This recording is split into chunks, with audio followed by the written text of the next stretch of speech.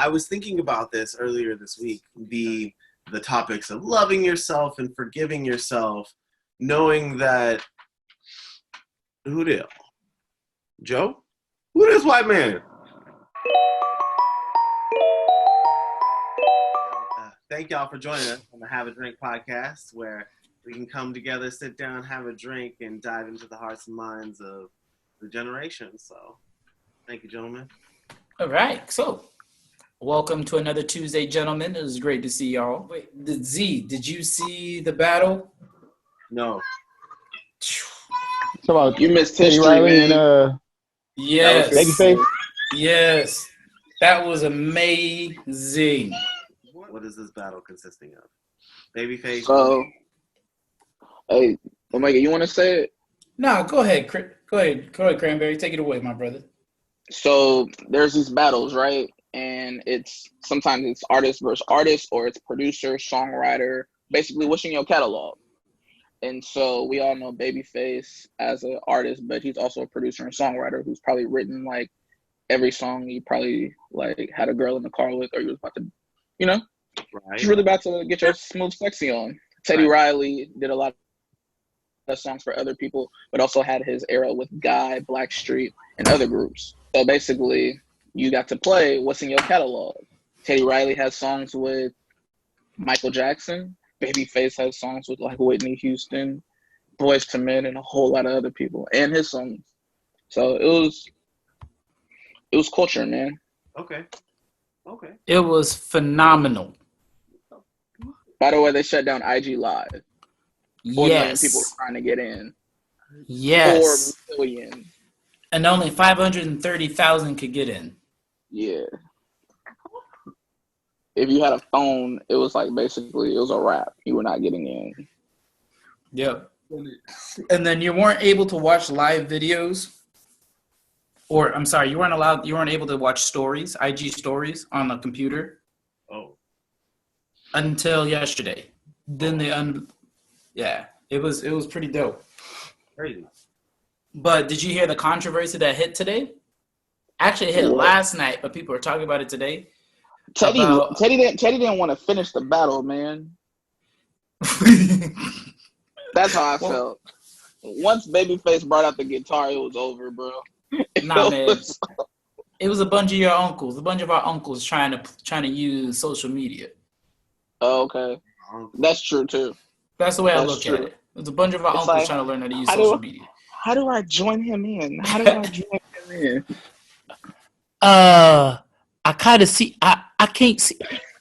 Somebody tell me what's going on. I mean, I'm trying to see him. I see him, but I can't. He's not coming in.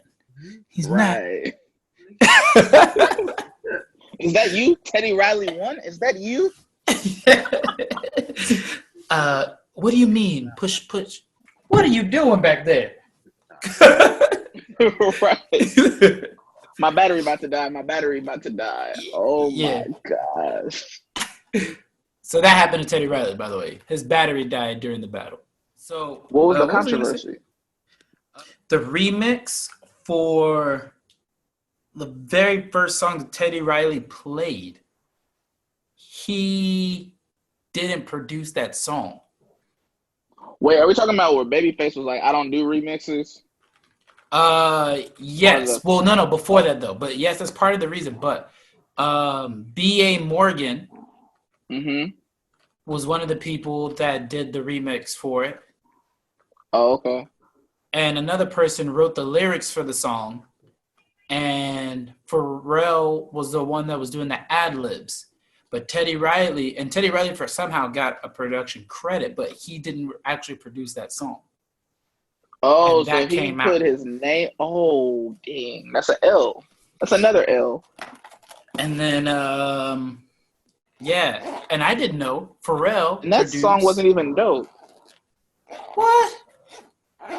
You know which one I'm talking about? Wait, hold on. What's the name of the song again? Because in the battle, I thought he lost that round. The remix, the Michael Jackson remix, the one that they did. Blood on the Wall? No. I think it was SWV. Right here. Yeah. Yeah, I know what Yeah. you're talking about. I didn't think he That won one. that round. I thought that was a tie. But yeah. And then I didn't know Pharrell produced wrong song. Rum Shaker. Rex and Effects. Yeah. I really feel like Pharrell's 60 years old. He just ain't told the world yet. That's like that's hella long ago. I know. Yeah. Age. He's been out for like 30 years, right? He exfoliates like a mother. Yep. Yeah, he's been out for like 30 years. That's what it feels like. I mean, if he's going with that one, that's early. That's like 92, 93. But I thought the battle was a lot of fun. It was really, really good. Outside of all the technical difficulties and everything, it was well done. And I then agree. at the end, Teddy Riley was on the phone with Dre, Dr. Dre. Yeah. Did you hear what they're trying to do now? I don't think it's right. What? You don't They're think it's trying to right put- or it's going to happen? Well, I don't think it's right, and I don't think it's going to happen either. They're trying to put Dre against Diddy. Yeah, it's not going to happen. Yeah, but Dre uses a team of producers. That was my issue with Scott Storch, like the one with him and Manny. Manny is a one-man show. Scott is like a team of people. But you know who I actually want to see? I want to see Stevie J go against Dallas Austin. That'd be good. Stevie J got some hits. He does. That is Like I I don't want to talk about what he's doing on these reality shows. I just know his production catalog. His production catalog is stellar. Not many people messing with his stuff, but he's a little cray-cray. Stevie J looks like my younger brother, or my younger brother looks like Stevie J. Oh man. Without being that smooth. He ain't smooth. Oh wow. But yeah, I'm telling you right now, he's the only reason. reason why I watch Love and Hip Hop. I can't like, I don't know, something's wrong with that show. I just never get into it. I didn't either. I only watched it for him because he was funny. He was hilarious. I'm sorry, Z. Man. I'm gonna send you the link so you can watch the battle. Wait, so I didn't see the battle either. I saw the aftermath after Teddy got disconnected. So all I seen was. Wait, are you talking about Saturday or are you talking about Monday? No, I'm talking about Monday. Okay. Because I forgot They it got was disconnected happening. a couple times. Oh yeah, well I Yeah. seen the last time, and then they went to Teddy Riley's Instagram, and he wasn't even checking for Babyface. Like he was just playing his music, and Babyface was like, "I'm here, I'm here." So He didn't want that smoke. I thought that was the beginning of the battle. I'm like, oh Nah, yeah, he that don't was like that. I didn't know that they had already been at it for like an hour. Yeah, he So- didn't want Babyface to put end of the road on him. Like, Hmm. come on, like that would have probably like killed Teddy. I will say this though. I was watching the Ebro in the morning, Mm-hmm. and they did their breakdown. Like after every one of these battles, they do a breakdown, and they replay the Mhm. songs, and they give their own opinions. And it was actually a really good breakdown to listen to it again without all the extra mess ups and mistakes and not opinions, but stories. So it was pretty good. So tell me something. Would y'all go to something like that live? Hell yeah. I would. Ellie. would. And they just playing their music, and you dance, and they talking a little trash. Yeah, I think Well, I that's would. what- too. That's what happened at like a summer jam in New York years ago. It was Swizz versus Timbaland. Mm-hmm. That's how it started. And I forget who won, but that's how it was at their New York summer jam. For real, Omega, like Stevie J can knock out like a lot of people, man. No lie. Like Yeah. he can really knock out a whole lot of people. As long as he don't talk, just play the music. Don't say nothing. Just play the music, yeah. Just play the music. Nah, I didn't know he did Ride you or gotta let him Die. talk. With Jay. No, man. You gotta let he him probably talk, gonna man. mess it up. And yes, you gotta let Stevie J talk. Man, I don't know, why? man. I don't know. Joe? Like just hit play. That should be the hashtag. Just hit play. Say nothing. They're gonna do Alchemist Right. versus Havoc next. Ooh. Is that confirmed? I believe so. I believe that one's confirmed, and they're talking to Dre about it. But Dre, well, like I was saying, he was on Teddy Riley's, and Dre was like, "I was looking at this, I was thinking about it, but nah, this ain't my scene. This ain't me, man. I don't think I'm gonna do this. He And gonna he end up can't doing go that. against Diddy. He can't go against Diddy because like Dre's more hip hop. Diddy's more R&B. If we're just gonna be real about it. No, Diddy's both. They're both. But Dre I would has say- okay. If Dre puts down some like friggin' 50 Cent song, and then Diddy comes back with Total or something, I mean those are two different genres, man. Or he hits you with some 112. Like that's not fair, man. Yeah, I mean, that's true. but a hit is a hit though. Who's to say that this hip hop song isn't better than this R&B song, or vice versa?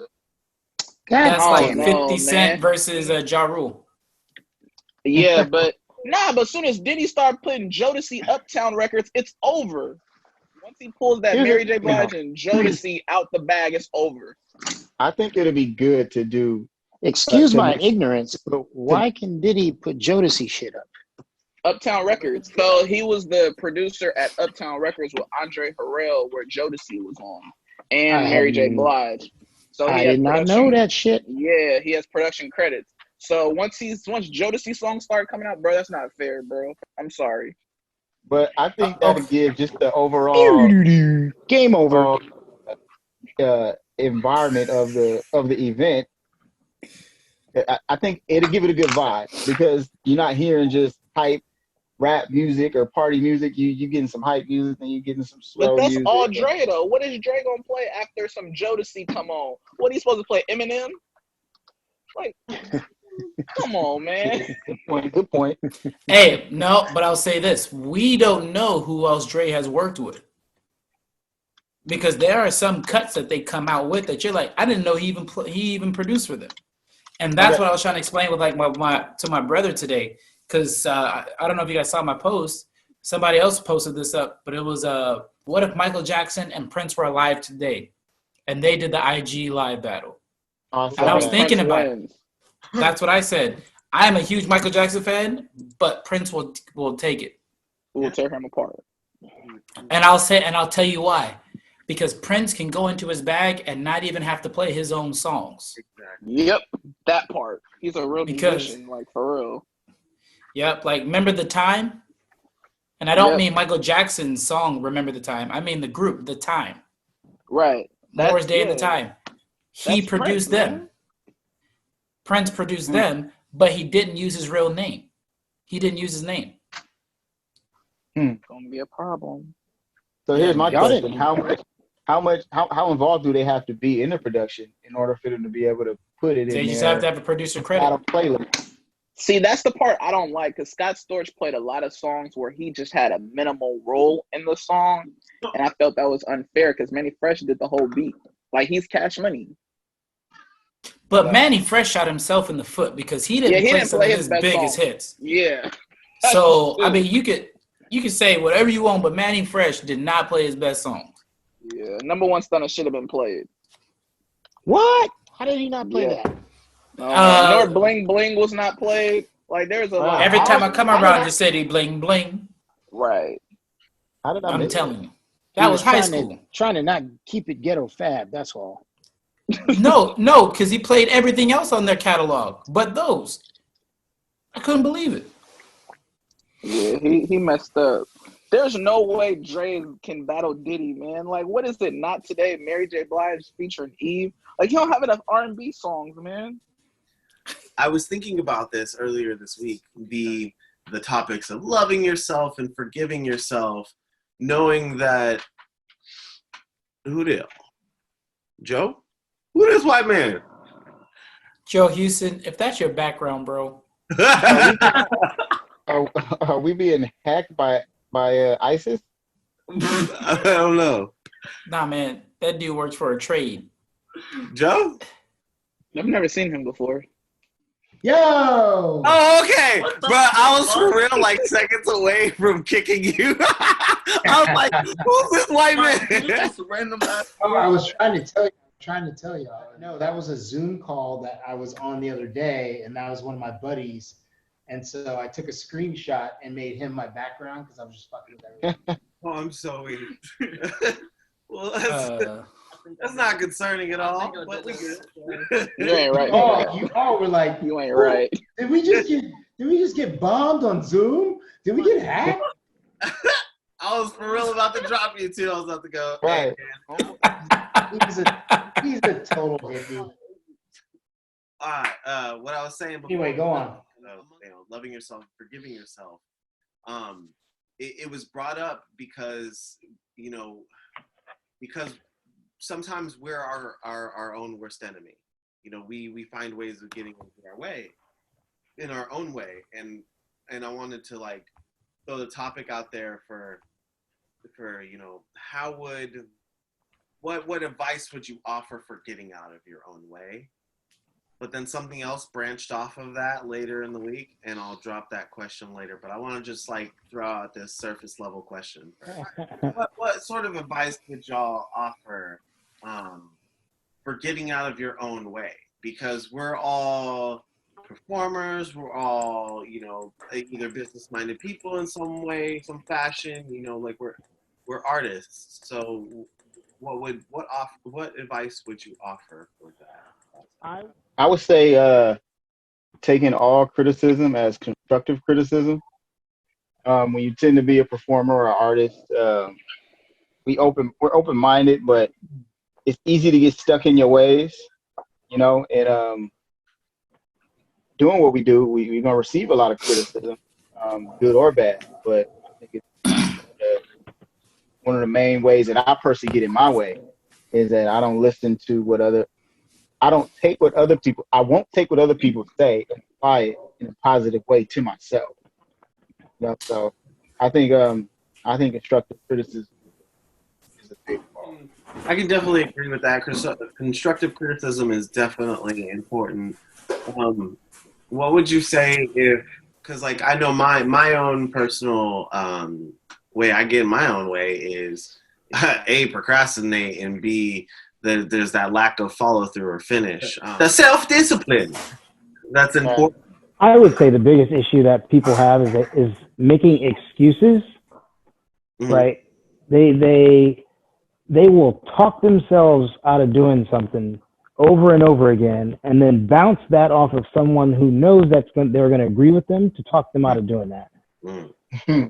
You know what I mean? And so it's like, I could say, all right, you want to be a pianist.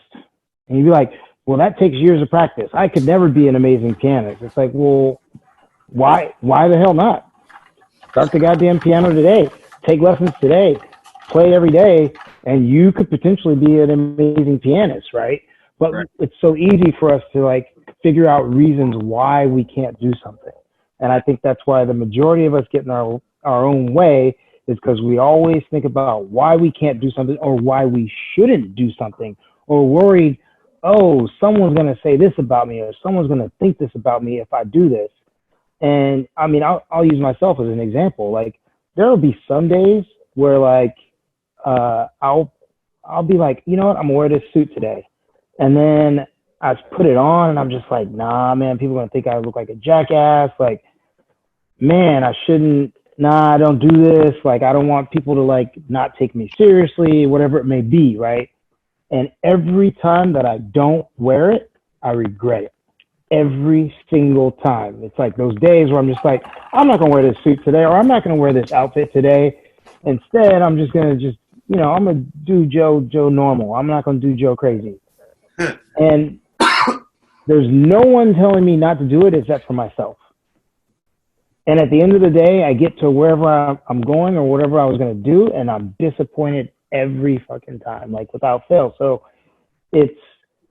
obviously, don't do dumb shit. Right?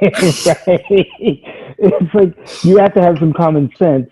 But I think if it's something that you're looking to accomplish in life, or it's something where you feel like you could have a different experience, I think we get in our own way because we're so quick to be like, nope, can't do it for this reason.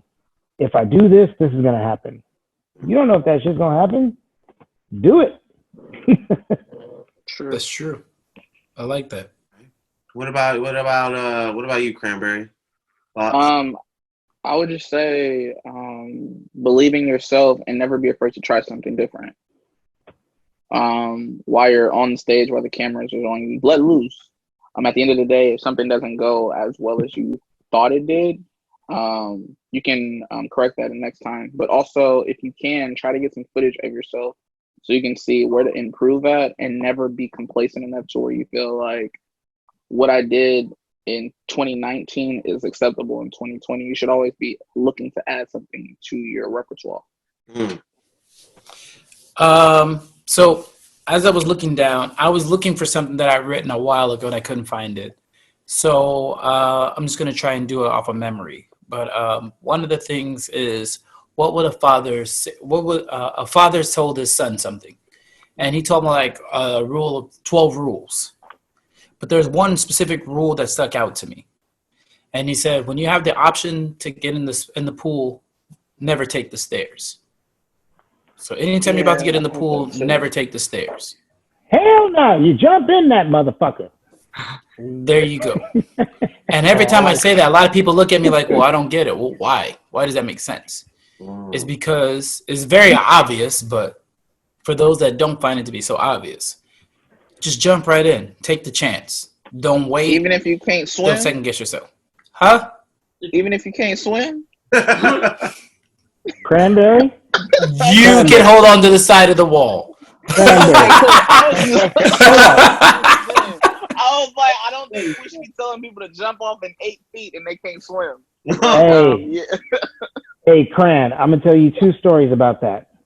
Story number one, when I was like 8 years old, during the summer, me and my brother used to sneak into high school, and a bunch of other people. We would sneak into high school that was like right down the street from our house. The pool was closed. They had a high dive. I used to jump off that motherfucker. Couldn't swim for shit.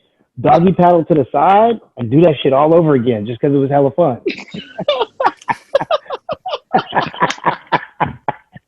Like straight up, dude. And then, but here, check this out. So, have any of you guys ever played hockey before? Like actual? Yep. So, let's say you don't know how to skate. I have introduced people to hockey that do not know how to skate.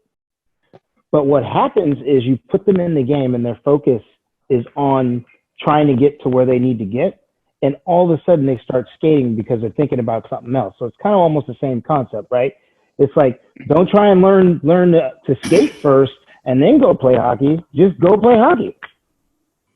Because your brain, you naturally can't help but focus on shit. I need to get to the puck, or I need to go get that guy, and you just start doing it. It's kind of crazy how that shit works, but Omega's like right on point. No, I appreciate it. And that's a very big thing to me, is just jump. Just go for it. Sometimes that's all you need. It's just the confidence of just knowing that I can do it. Even if you fall flat on your face, even if you don't make it, even if you're not successful, just go for it. Just jump. Don't take the stairs. Just go. So that's my one thing. And I did read Tyrese's book, How to Get Out of Your Own Way. Oh, okay. I read that many years ago. Yeah. Yeah. Was that before he went crazy or after? Way before. Way before he got kicked out of TGT and Fast and the Furious. Sorry. Yeah. No, it's good. But yeah, that's mine. Yeah, that was something that was weighing on my mind. It was an interesting thing that was connected to those other topics of loving yourself and forgiving yourself.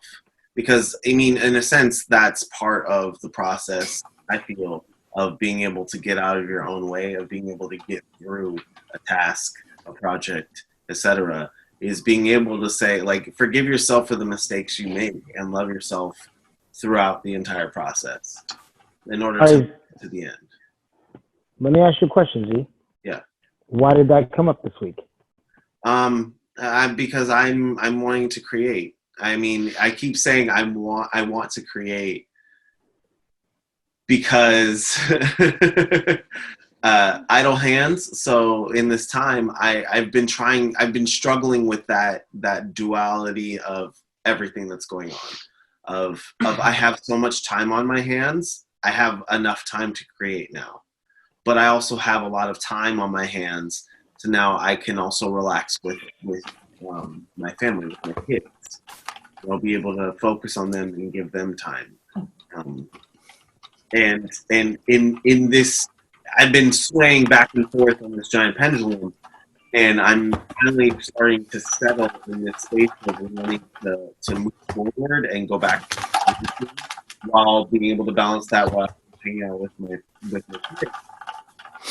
Them that sort of attention without taking away from the things that I need to do. And I want to move forward. And this roadblock that I've kept coming to is the increased procrastination, the lack of full follow through.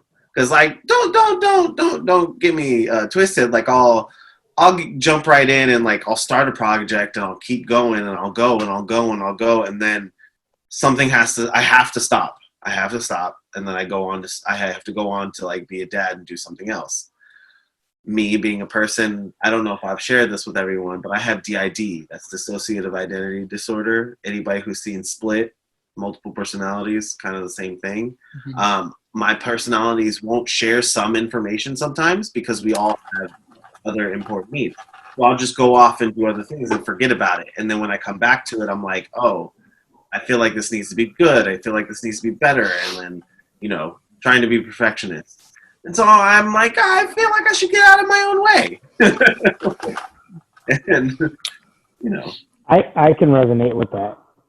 Like for sure, because, in fact, Eddie knows, because I'll like create videos and then sometimes I'll bounce it off of Eddie and I'll be like, Eddie, this is okay, but it's not good enough. And he's like, man, like that shit's fine. Post it. Right.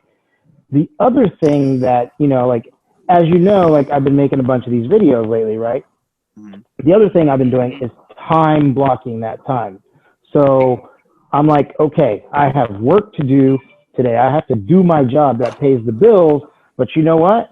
From 4 to 6, this is what I am doing, right? And there's nothing else that is going to stop me from doing that. It's on my calendar. I have planned everything else in my day around it so that I can focus on that one thing. And, I obviously you guys know me well, like that perfectionist shit is real with me. So like, I get it, but sometimes it's better to just post something and get started, and you start to get into your groove and you go, oh shit, I wish I had done that. But if you don't start somewhere, back to what Omega was saying, like diving in, if you keep like trying to be like, oh, this isn't perfect, this isn't right, you just got to get off the ground. And like, if I think about it just kind of from a social media perspective, one of the things I realize is like, when I look at people's stories, I just start clicking through shit. When I look at TikToks, I start clicking through it, and you don't realize how much time people have put into that shit, right? And so if you think about that on the flip side of it, it's like, what you're doing, someone may just click through, or someone may appreciate the amount of time you put into it. But if you put in all this time and effort to try and make it what you think is perfect, it's never going to be perfect. That's number one. And then number two, you're just preventing yourself from doing what you really want to do.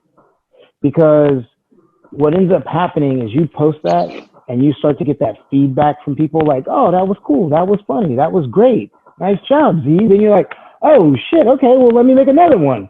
And this time I'm gonna do this. And it just, you got to get those juices flowing, but you got to make time for yourself. And so that's a huge part of it, right?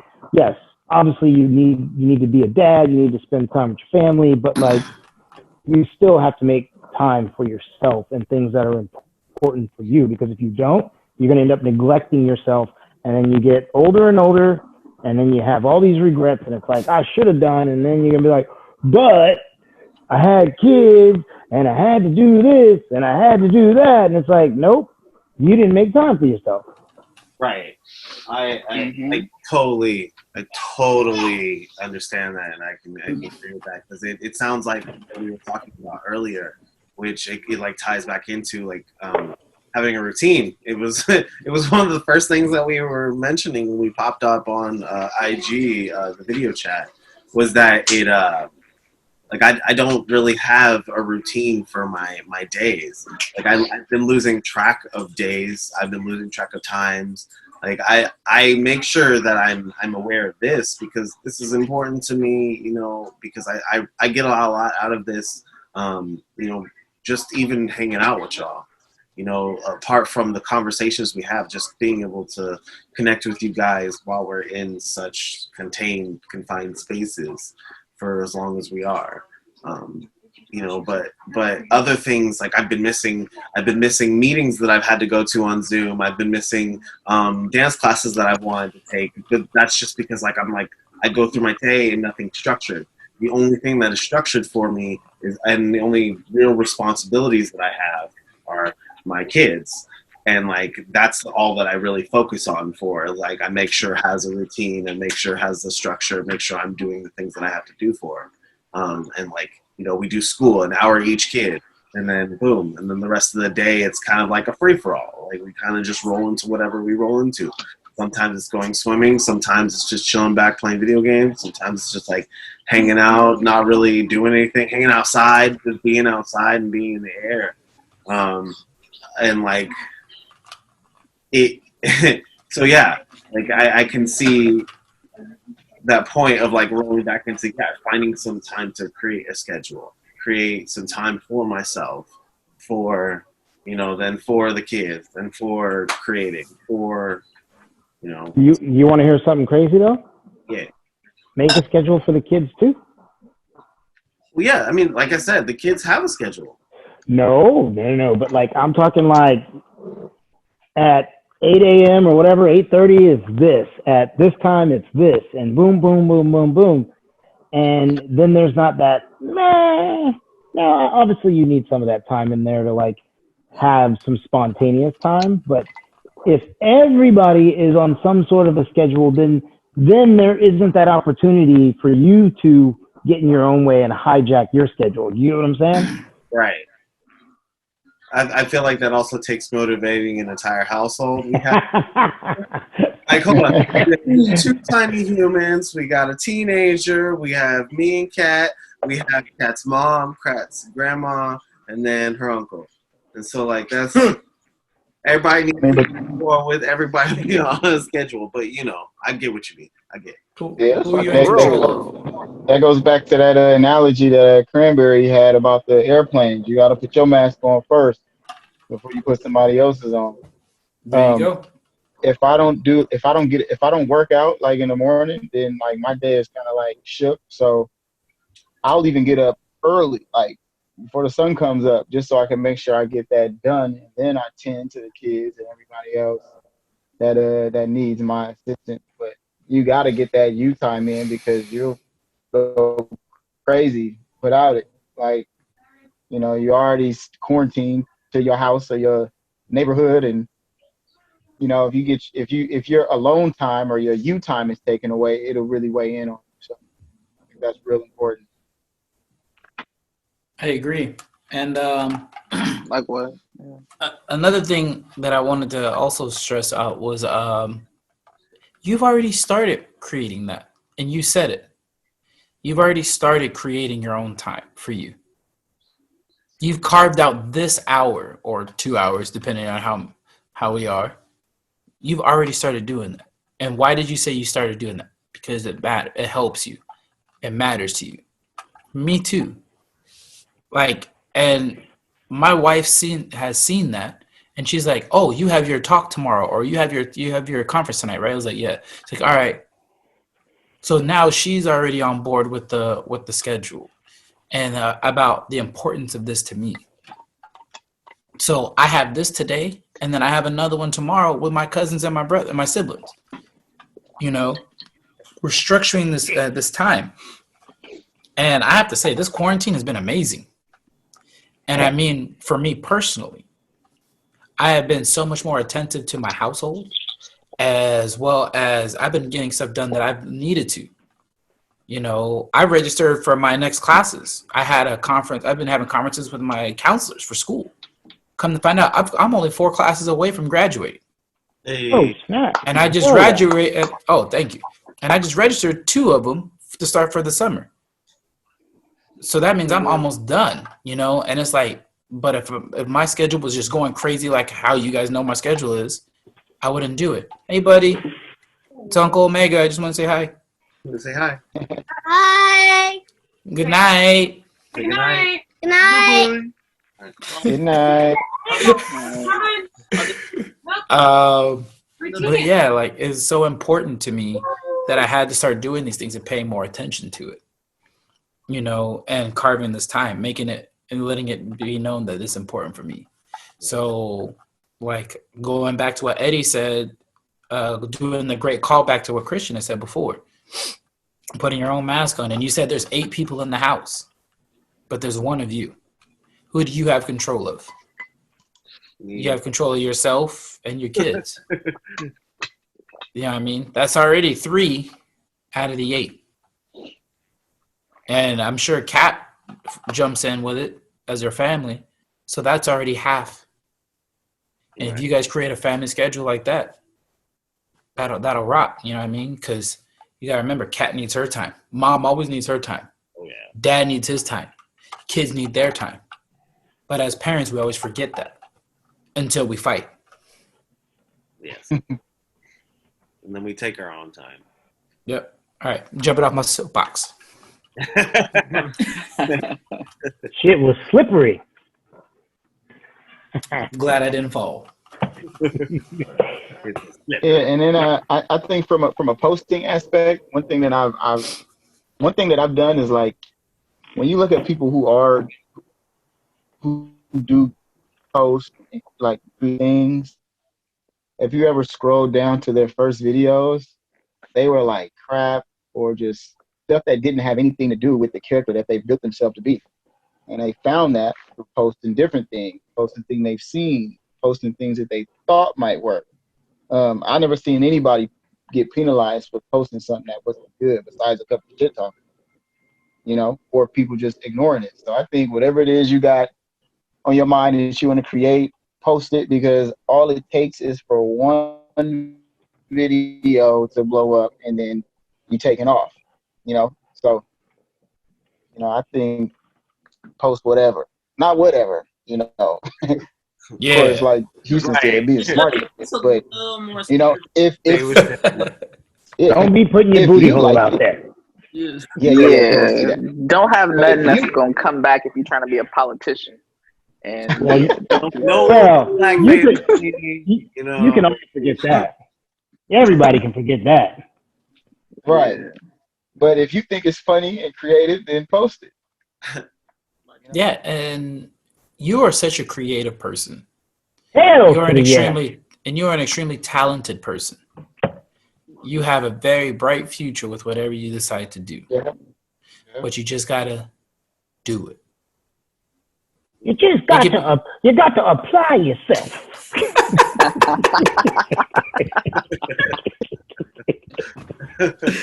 Yes, Uncle Joe. Yes, Uncle Joe. You gotta apply yourself.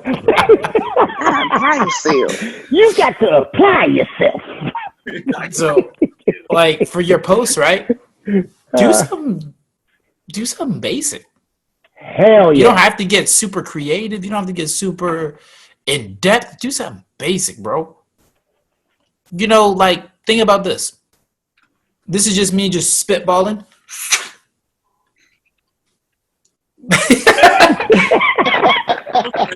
Why don't you make, how about this? And this is just crazy. This is just me just thinking. Why not make a face mask for Stomper? Ooh. Good. And show the process of you making the face mask for Stomper. Just on a hyperlapse. Well, he said. And there's nothing crazy, and it's you doing this. And then you know what you could do? You could be like, hey, Stomper. And you could post it up. Stomper, look what I made for you. So you can go out and you can go inspire the world and do that.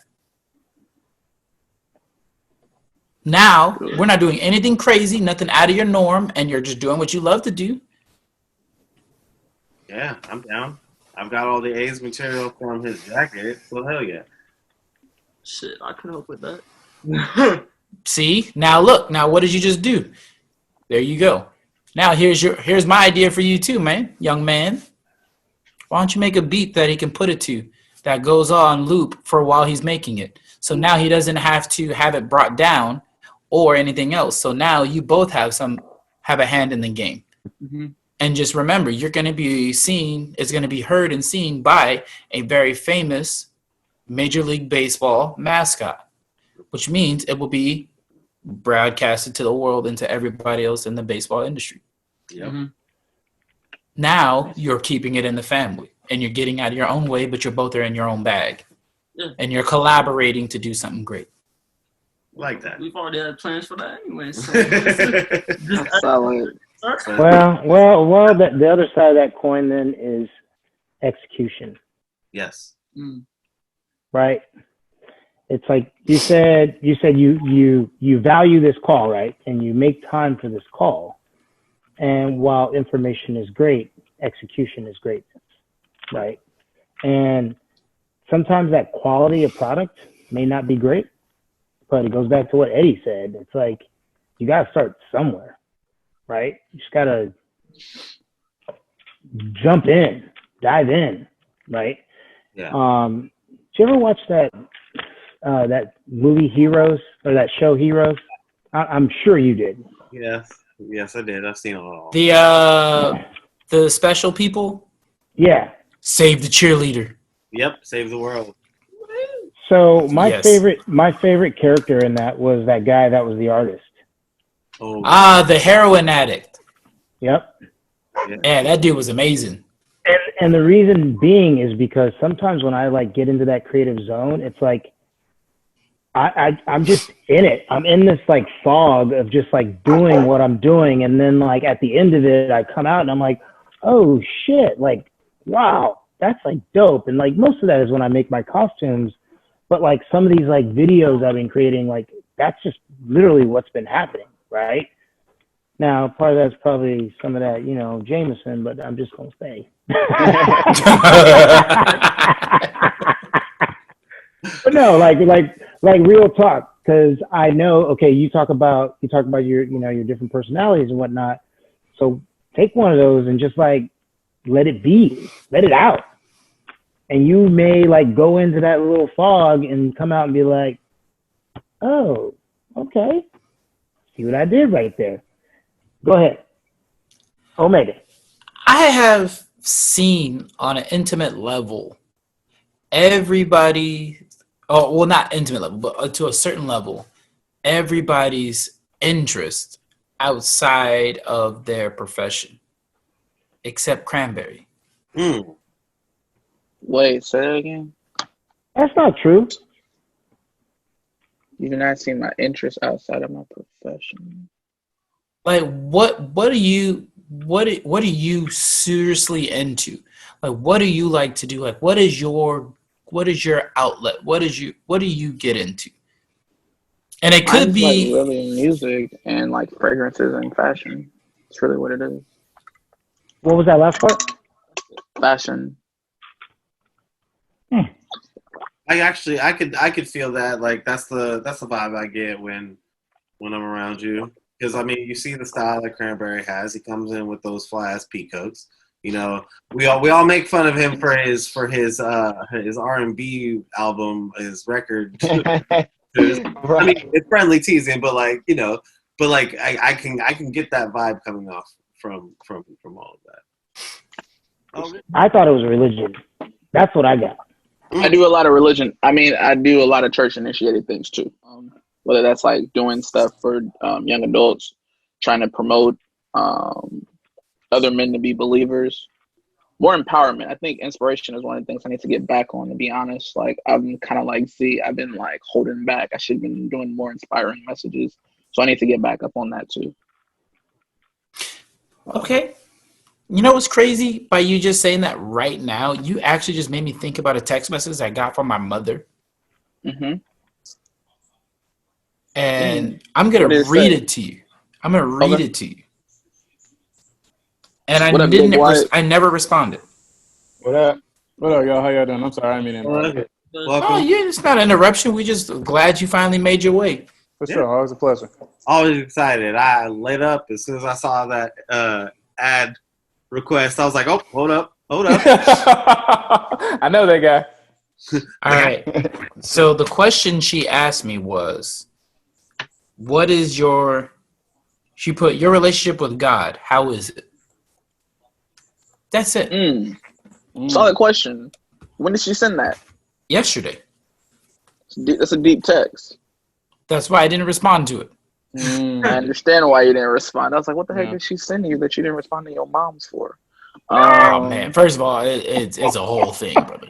There's a lot of text messages.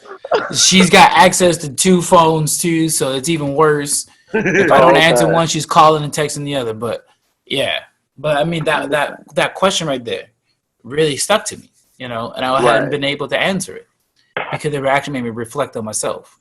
So that's why I also thought about asking you that too.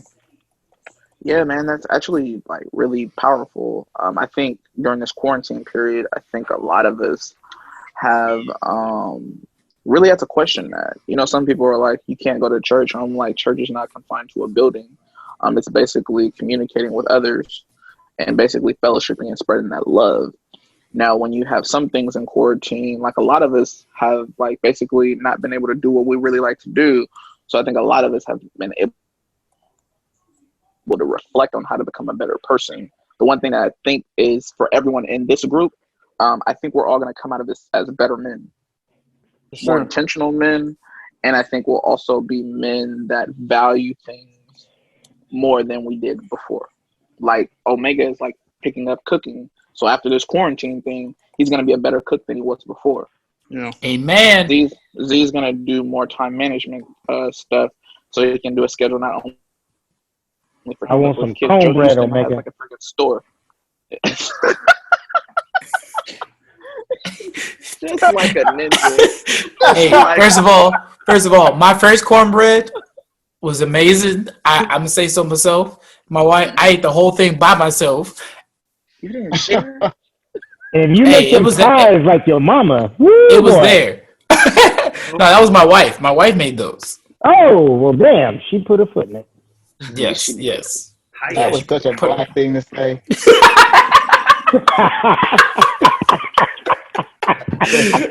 And you know what? That's so funny because I say that to her too, and she's like, "What does that mean? You put your foot in it, your ankle in it. What does that even mean? It makes no sense."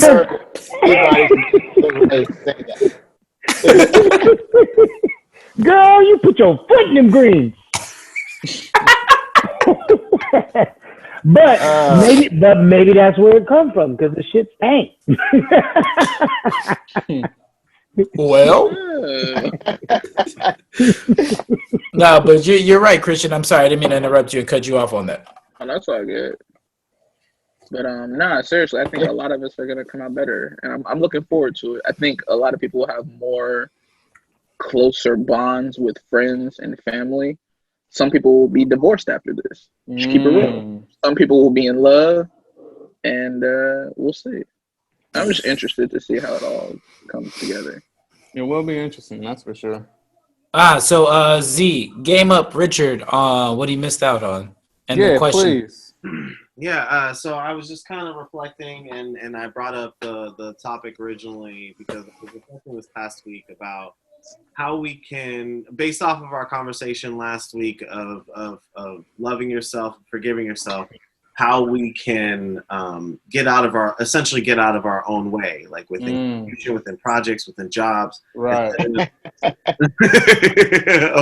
Omega's showing a picture of his plate. That was my cornbread. I'm sorry. Continue. So he's just showing off now. But keep going, brother. Keep cooking. I'm sorry. Continue. I apologize. I'm just proud of my work. Proud. But I had posed that question to everyone. I posed that question because I have been reflecting myself, wanting to dive deeper and to create more. And I feel like I've been in just this loop of saying I want to create more and not to actually do it because of poor time management, excuses, et cetera. And so we were kind of jumping around through our own personal experiences surrounding what it's like in our own way, and what advice would we give getting out of our own way. So far, we went there, and now we're on the topic, which is perfect because these conversations, the way they flow, it's so amazing to see where we end up by the end of the night. Yeah. So I don't know if you're interested in dropping your 2 cents. I don't know if you have any experiences of being in your own way. Yeah, I do have an experience. Funny and also great topic, gentlemen. Hello. My apologies for the delay. Just handling stuff at home. Always a pleasure to see y'all.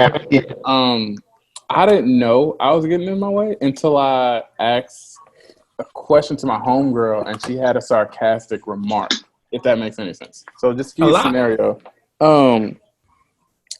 I can't remember what the question was I asked her, but she gave me like a sarcastic remark. She was just like, yeah, if you get out of your own way. I was like, and she thought I was about to go off, but I was like, explain, like, what do you mean by that? She was just like, your mindset on everything is just completely just off. Like, what do you mean? And she was just like, you're kind of negative. And it's crazy because I think Megan Z can speak to this because, of our circle, they've known me the longest. Pretty positive. But, I think life, but also just life as a Black can definitely dim some of your optimism. Maybe that's just me, but that's how I feel. You know what I'm saying? So anyway,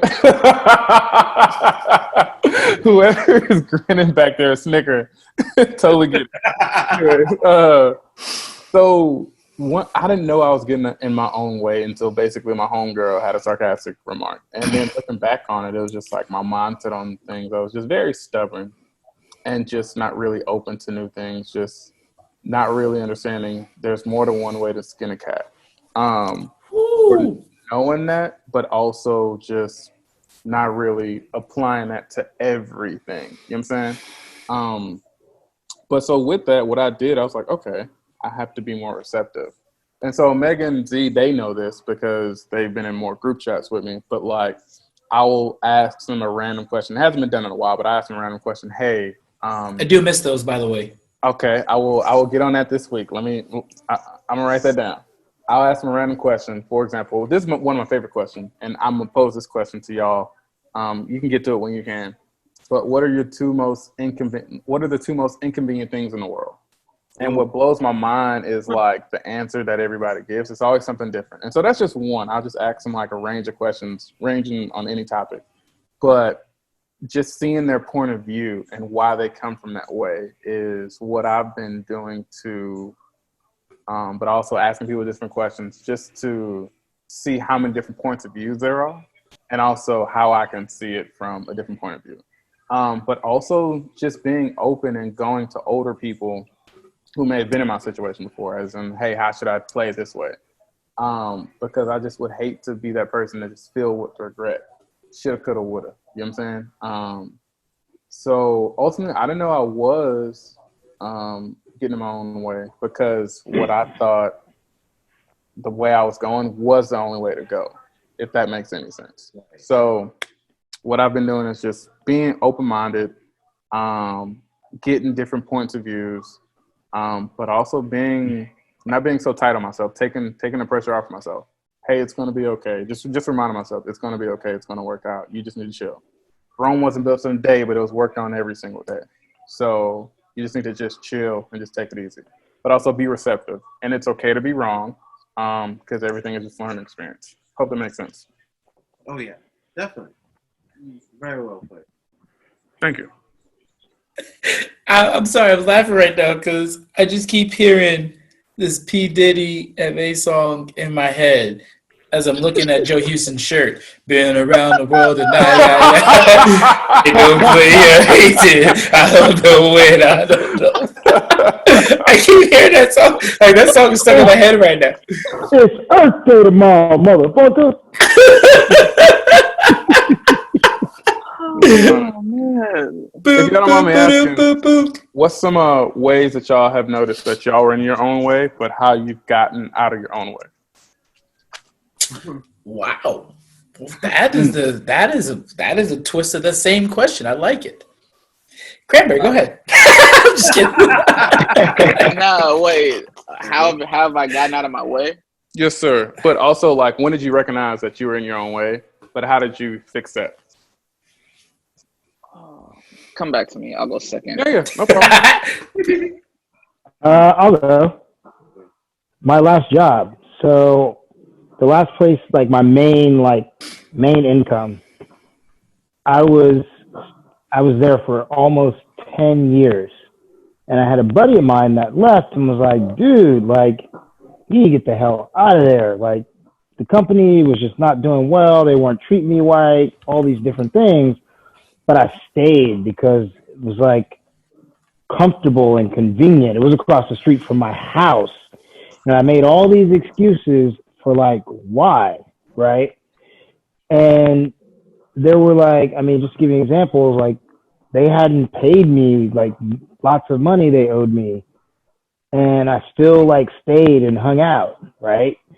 And then finally it like took like me just getting fucking pissed off. And the following week, like I found my current job and I left.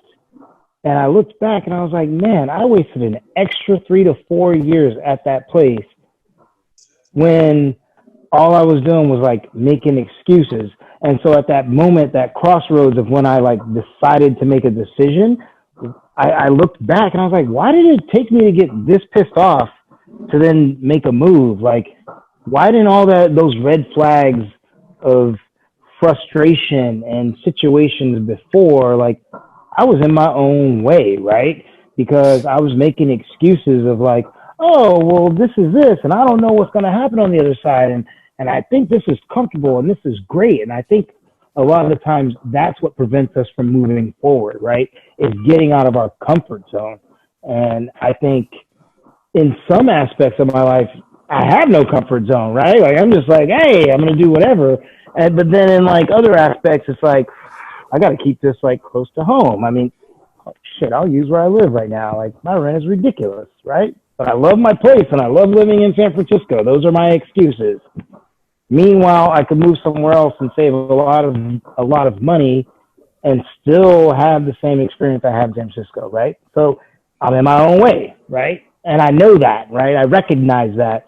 And it's like, okay, so what am I going to do about it? That's kind of where I'm at now. If that's an example, for example. Yes. That's a good example, man. Can I ask a question to you, Go ahead. Mr. Houston? What you got? With what you, and this is completely up to you. If you choose to answer, it's all good. If not, I respect it. With how high the rent is out there, have you ever thought about getting a house? And if so, why not? Yes, and I'm working on that now. But the biggest challenge to that is, one, my credit ain't great. Two, the down payment that they want on these houses is ridiculous, dude. It's like, like 20% is, I mean, that's just insane. You know, and it's a house. Go ahead. Down payment, right? Say it again? Yes. Yes.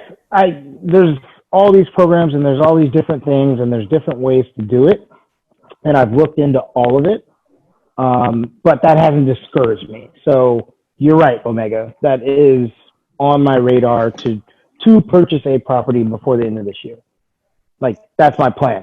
What the part I need to get out of my own way is not wanting to leave San Francisco. That's where I'm in my own way. Oh, okay. I feel it. I get you. You know what I'm saying? Like, I love it here. So it's like, I'm like, oh, well, maybe like, let me try and make it work here. And it's like, in reality, if I were to buy a place in San Francisco, it would be a $700,000 condo, 500 square feet, and, you know, $800 HOAs every month. Oh, yeah, no. Yeah. So it's like, that doesn't make any goddamn sense, right? Like, it doesn't make any sense. You know, and the hard part is like my place for San Francisco, my place is really large, right? It's big. And so, yes, buddy. You know, to go back to your question, Richard, you can hear me talk about me getting in my own way right now, right? Like that is exactly what's happening. I could literally go, I could go to freaking Fairfield or Vallejo and buy a house right now, and like have a nice house or whatever it is. But I'm not willing to do it because I don't want to live there. I don't blame you, my brother. I don't Not blame you at at all. all either. I really don't. Hold on. Wait, I forgot. You live in Vallejo, right? Hold on. I threw There are- you under the bus. Hold on, I time threw you out. under Hold the on, time bus, and you jumped right in front of it. There are some nice parts in Vallejo, Houston. Just saying. It had A lot nothing of to it's do. not. Hold on, but- hold on. I knew you were going to say that. It has nothing to do with it being a bad area. It is too far from San Francisco, is my point. 100% completely. That's it. Yeah, that commute is crazy. And that's the part. It's like, I just, like commuting fucking sucks. Yeah, Now, if you drive, you look at like 2 hours. Now, granted, Like the What? boat. what's up? Said if you from San Francisco, like during commuting hours, it's at least a 2 hour drive. Exactly. So there you go. And I mean, don't get me wrong. My commute just within the city is 25 minutes. And I work like a mile away. God damn. And that's whether I walk or take public transit. So it's my own shit. It's my own shit of like not wanting to leave San Francisco. Thank you, my brother. I really do You guys- appreciate you opening up like that. You guys got any thoughts on that? Because I would love some feedback. There are actually a lot of people who work in San Francisco moving to Vallejo and Fairfield and just taking the ferry over. Yeah. That's Like what I a would lot recommend. of people. Yeah. I mean, it is I think Vallejo and Antioch are the two cheapest places in the Bay Area right now, as far as. Yeah, I've heard a lot about Antioch. Yeah. Wait, is that even considered the Bay Area? Yes. Not real. Is it? Yes. Is Antioch? Yeah. It's That's kind like of so far. The Bay Area all the way up to Tracy and Stockton. well. No. Is Discovery it- Bay is the it- Bay Area. I feel like this has Is it Stockton's on- the valley, isn't it? No. Is it on the bay? Is it on the bay? In certain classifications, and like you can Google it and look it up. If you look up like the Bay Area borders, it goes all the way to Tracy and Stockton. For some strange reason, even though it's more towards the valley, it's still considered Bay Area. Weird. They'll charge you Bay Area prices, and Tracy, you can't like the prices of rent. It's $2,000 for a 1-bedroom. It is the price of San Francisco. That's crazy. You know? In Tracy? Yeah, in Tracy. I mean, that's Wow. cheap for San Francisco. Well, yeah, That's wild. But I mean, like, it's probably like 2,000 upwards of that. But like, yeah, and it keeps going. And like, and that was just like the new complex they put in. Not to mention the new housing. There's nothing really out there, but like all the housing and everything that's going out there. It's What is there to do in Tracy? Like that's the thing I don't understand. nothing. Train at Castro's martial arts. There you go. Oh, didn't know that. I heard you could tip some cows out there. Do math. Oh man. TP your neighbor's house with all that toilet paper you got from Walmart. Exactly. It's I find it a trip though because I completely understand exactly what you're talking about, Joe Houston. Because that's us with leaving San Jose. I don't want to leave San Jose. My wife doesn't want to leave San Jose, but I've looked outside of it, and like her brother bought a house for really cheap in Los Banos. Los Baños way. It's 2 hours away from here. That's way too far to be in the bathroom. But you I'm gonna look this up because I don't know where it's at. But it's south. It's south. Okay. It's like It's on your south. way to. It's on Like your way to Los the five. Gatos. Okay. Ooh, that Like is the bathroom. Oh, it's way past Los Gatos. Los Gatos is like 10 minutes away from here. Yeah, that's. Ooh. But Los Banos, you can get like a Baños. really big house. Okay, all right. I'll say it right. Los Banos is Yeah, there you you can go. get like a big house for like 500 G's, like a 4-bedroom house. with hella square footage outside of that But you're motherfucker so too. Yes. far away, Wait, though. but I But have a it's so question. far I have away. a question. It's so If far you can away. work from home, I think it's a dope opportunity. Okay. But what do I do? What do we No, do? Never yeah, mind. but that's not the cool. thing. Yeah. That's And like that's, me trying to drive to the city after the game. I mean, going Nah, back bro, home after the game. Just go to Z Right. house and then wake up and then go back to Los Baños. yeah, Like, see, But that- like but that's that- too much. but that quality of life is not good. Like, I mean, Right. when I didn't live in San Francisco, I lived in San Bruno, which is what, a 15-minute drive away. Mhm. But I ended up like partying in San Francisco all night, crashing on people's couches, sleeping in my car, and that shit got old fast. And so finally, I like put together a spreadsheet, moved to San Francisco, thought everything was rent controlled, and then here I am, right? Mm.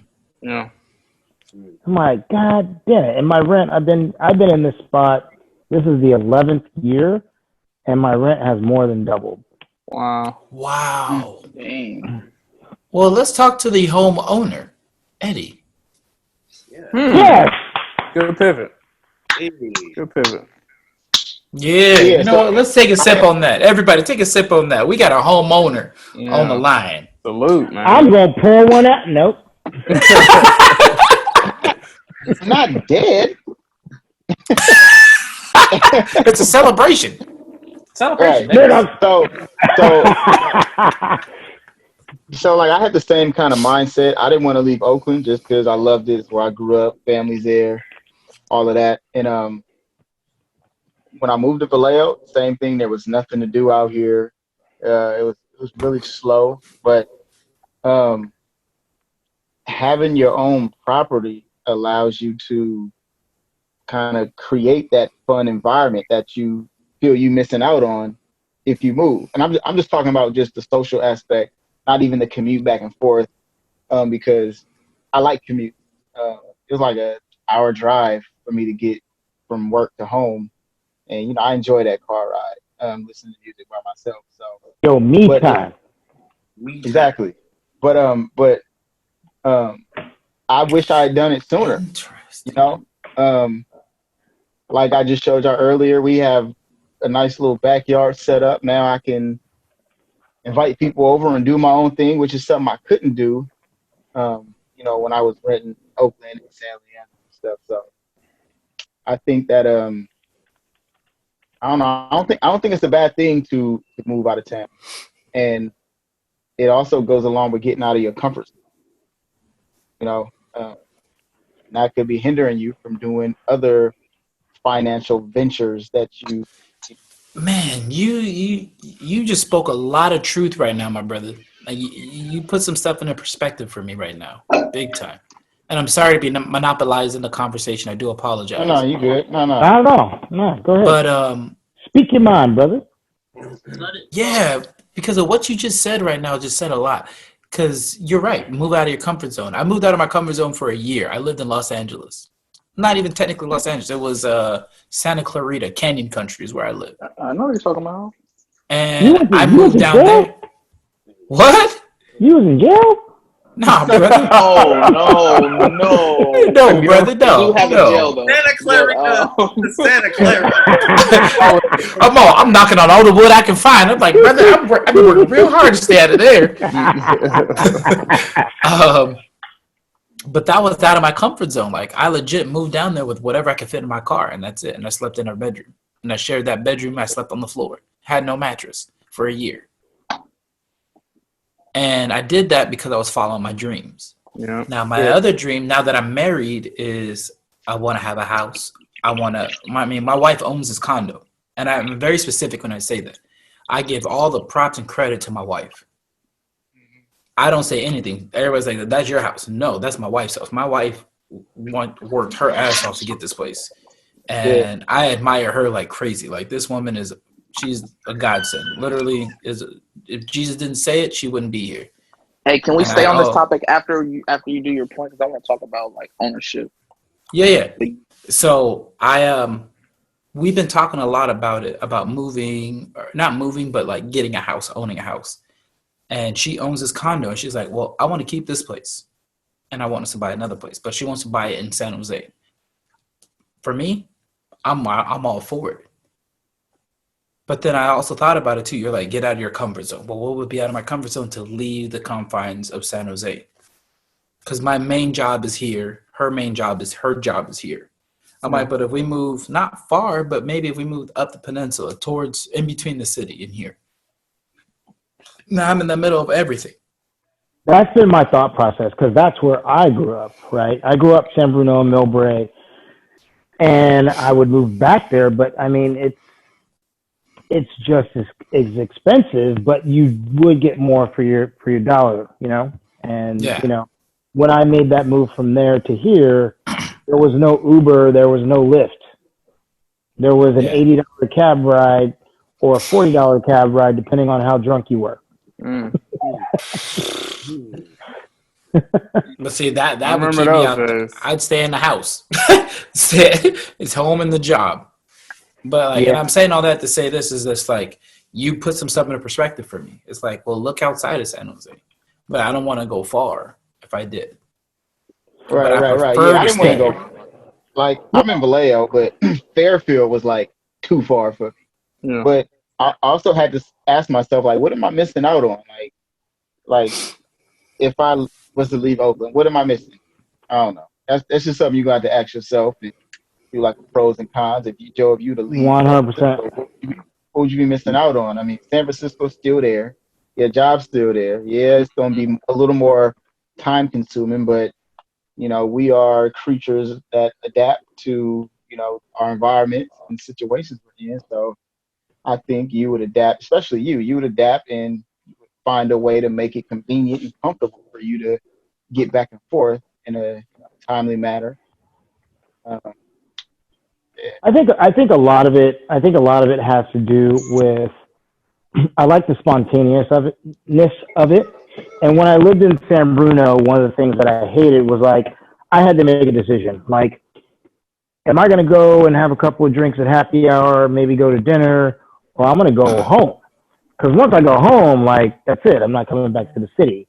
Whereas like now, I could actually go have a couple of drinks at happy hour, go home, chill the fuck out for a bit and be like, you know what? So-and-so called me. I'm going to pop back out. And that happens in my world a lot, right? And those are the types of things that actually make me happy, right? It's like, oh, you know what? I can just go home and chill. Like, I had that decision. Whereas if I move somewhere far out or wherever it may be, then that whole decision of like trying to do, and I mean, obviously you guys probably know this, I'm extremely social, right? Mm-hmm. And other than just like going to a bar and drinking and whatnot, like I attend a lot of different events, I attend a lot of different meetups, and that's how I know a lot of the people that I know. So, you know, I think what would happen is, and this is me making excuses, once again, I own that, everything would have to be more planned, right? Yeah. Mm-hmm. At the end of the day. And I love to plan my day, and I like my night to be semi-spontaneous, if that makes any sense. Yeah. No, perfect. That makes sense. It's like I don't want my whole day to be structured. Like I want to just be like, hey, you know what? Yes, but for the moment it's fun. Right, and then one of the things, it's like you did the pros and cons. So like when I moved to San Francisco, I put together a spreadsheet, and I was like, expenses, here's what I'm spending, here, to make that decision whether or not to move. So now I'm like, okay, fine. Let's say I did buy a house in Vallejo, right? Then how much do I end up spending in Ubers? How much do I end up spending in public transit? How much do I end up spending in gas? Does it end up equating to the exact same thing? Right. Had I just stayed where I was at? Yeah. With the one exception is I own it. That's the one thing, right? Right. Mm-hmm. So I'm gonna go a little bit deeper, and I'm gonna go out and then come back in. Let me get a shot for that one. Yeah, go ahead. Wait, hold on. Are you about to get off of this home ownership topic real quick? No. I'm gonna go. Wait, that's right. You said you had to want to say something. Go ahead, get your bars off, and then I'm gonna jump in after you. It's a rough Alright, talk right there. so one thing I've been one thing I've been struggling with, man, and to keep it real with you guys, man, I'm this year or early next year, I'm really trying to own a property. I'm just like, you know what, it's time to do it. But I've been conflicted with this, and Omega said something that like triggered me. He was like, my wife owns this apartment. And I was like, man, he didn't say his, and I understand when you explained it. So I was thinking in the back of my mind, I was like, if I own a property and then I get married shortly after, do I rent that out and get my own place with this person? Because as selfish as it is, I'm not sure I want to put them on the house, the name on the house. Is that wrong of me to do that? Hell nah. No. But I also say this: No. if you have that confliction, buy a property outside of the state. Buy a property somewhere else and rent it out. So that's my other thought. Okay. Because one of my boys, that's what he does. He rents a place on Communication Hill down here in San Jose, but he owns a house in South Carolina, and he has renters, and then he has one of his family members overseeing the house, and then he's also going to he's planning on buying another house, but he was thinking about buying the house in Colombia. And then he could do that because he's Puerto Rican and Colombian. So he's planning on having a property in Colombia, having a property in Puerto Rico. You know what I mean? And those are his properties. Now, as a married man, and yes, I'm glad you noticed that I said my wife owns it, that I don't. Oh, Man, you reiterated that multiple times. Yeah, So we and know. I make a point to say that. And I say that because I say that not so much just to highlight her or to show a separation within our unity, but to remind myself, don't get comfortable. You still need to step your game up and be your own man and own something on your own. Yeah. Right. Or step up and own something with her. So I say that to check myself because there's a lot of dudes that's like, oh, this is my crib, I'm good. You nigga, your name ain't on the lease. Your name ain't on the mortgage. You don't own nothing. Right. This is a long stay. This is a long-term hotel for you. You know, but no, for me, this is a goal. I'm looking around, I'm like, okay, my wife worked so hard to get this. I want to be just like her one day. Because you know what? Behind any great king is a great queen. Behind any great queen is a great king. So that means I got to step my kingship up. Yeah. Yep. To make sure our royalty is matching. Yeah. It's good. So my advice to you is take what you want, leave what you don't. If you have that confliction, buy a property elsewhere and rent it out. So at least you know I have property. Understand. And then when you do have that union or you feel comfortable, then you guys can buy together if you so choose. Cool. Okay. Question. Any of you gentlemen, and this is similar to the topic that we were talking about, but also what Joe Houston was talking about too. Any of y'all had a chance to check out the first episode of Last Dance yet? Yes. No, sir. The first two? Yes, sir. Scotty. That was, sorry, number 2. You said episode 1, right? Well, 1 and 2. Okay. No, sir. Oh, man, you haven't had a chance to? Wow. I don't have cable. You gotta watch it. Oh, you gotta. What's it on? Oh, it's on ESPN. on. Hold on. I think there's something else. If I find it, I'll send you the link. Can I get it on the ESPN app? Yeah, of course. Yeah. You wait. Okay, hold then, on. The ESPN, I think the ESPN Watch app. ESPN Plus. I have ESPN Plus, and it's okay. It's on there. Yeah. I'll watch it tonight. Okay. So I'm going. Don't worry, you're not going to spoil anything. Go ahead. Yeah. I definitely won't. So there's for the folks Their who NBA watch season's it, over. There was a point where Scotty signed a trash deal, right? And as a kid, I didn't know any of this, right? He signed a trash deal, but also because of his circumstances and mentality, he just hurried up and signed it because, you know, we never had that kind of wealth before, but also him being a serious caretaker of his family. So my question is, piggybacking on what Joe was talking about, how much of your upbringing affects your decisions now? A lot.